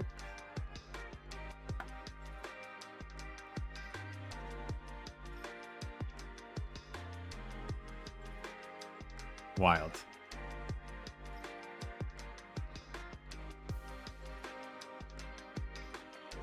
That's wild.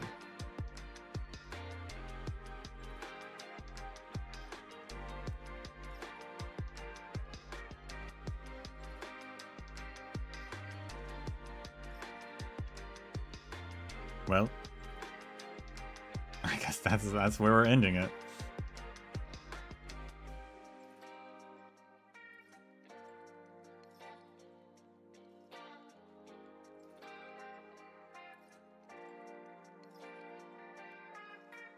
TP's certainly a fun character.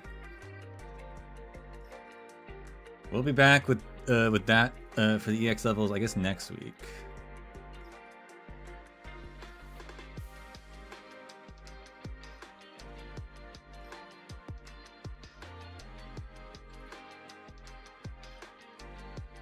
And other than that, thank you all for watching.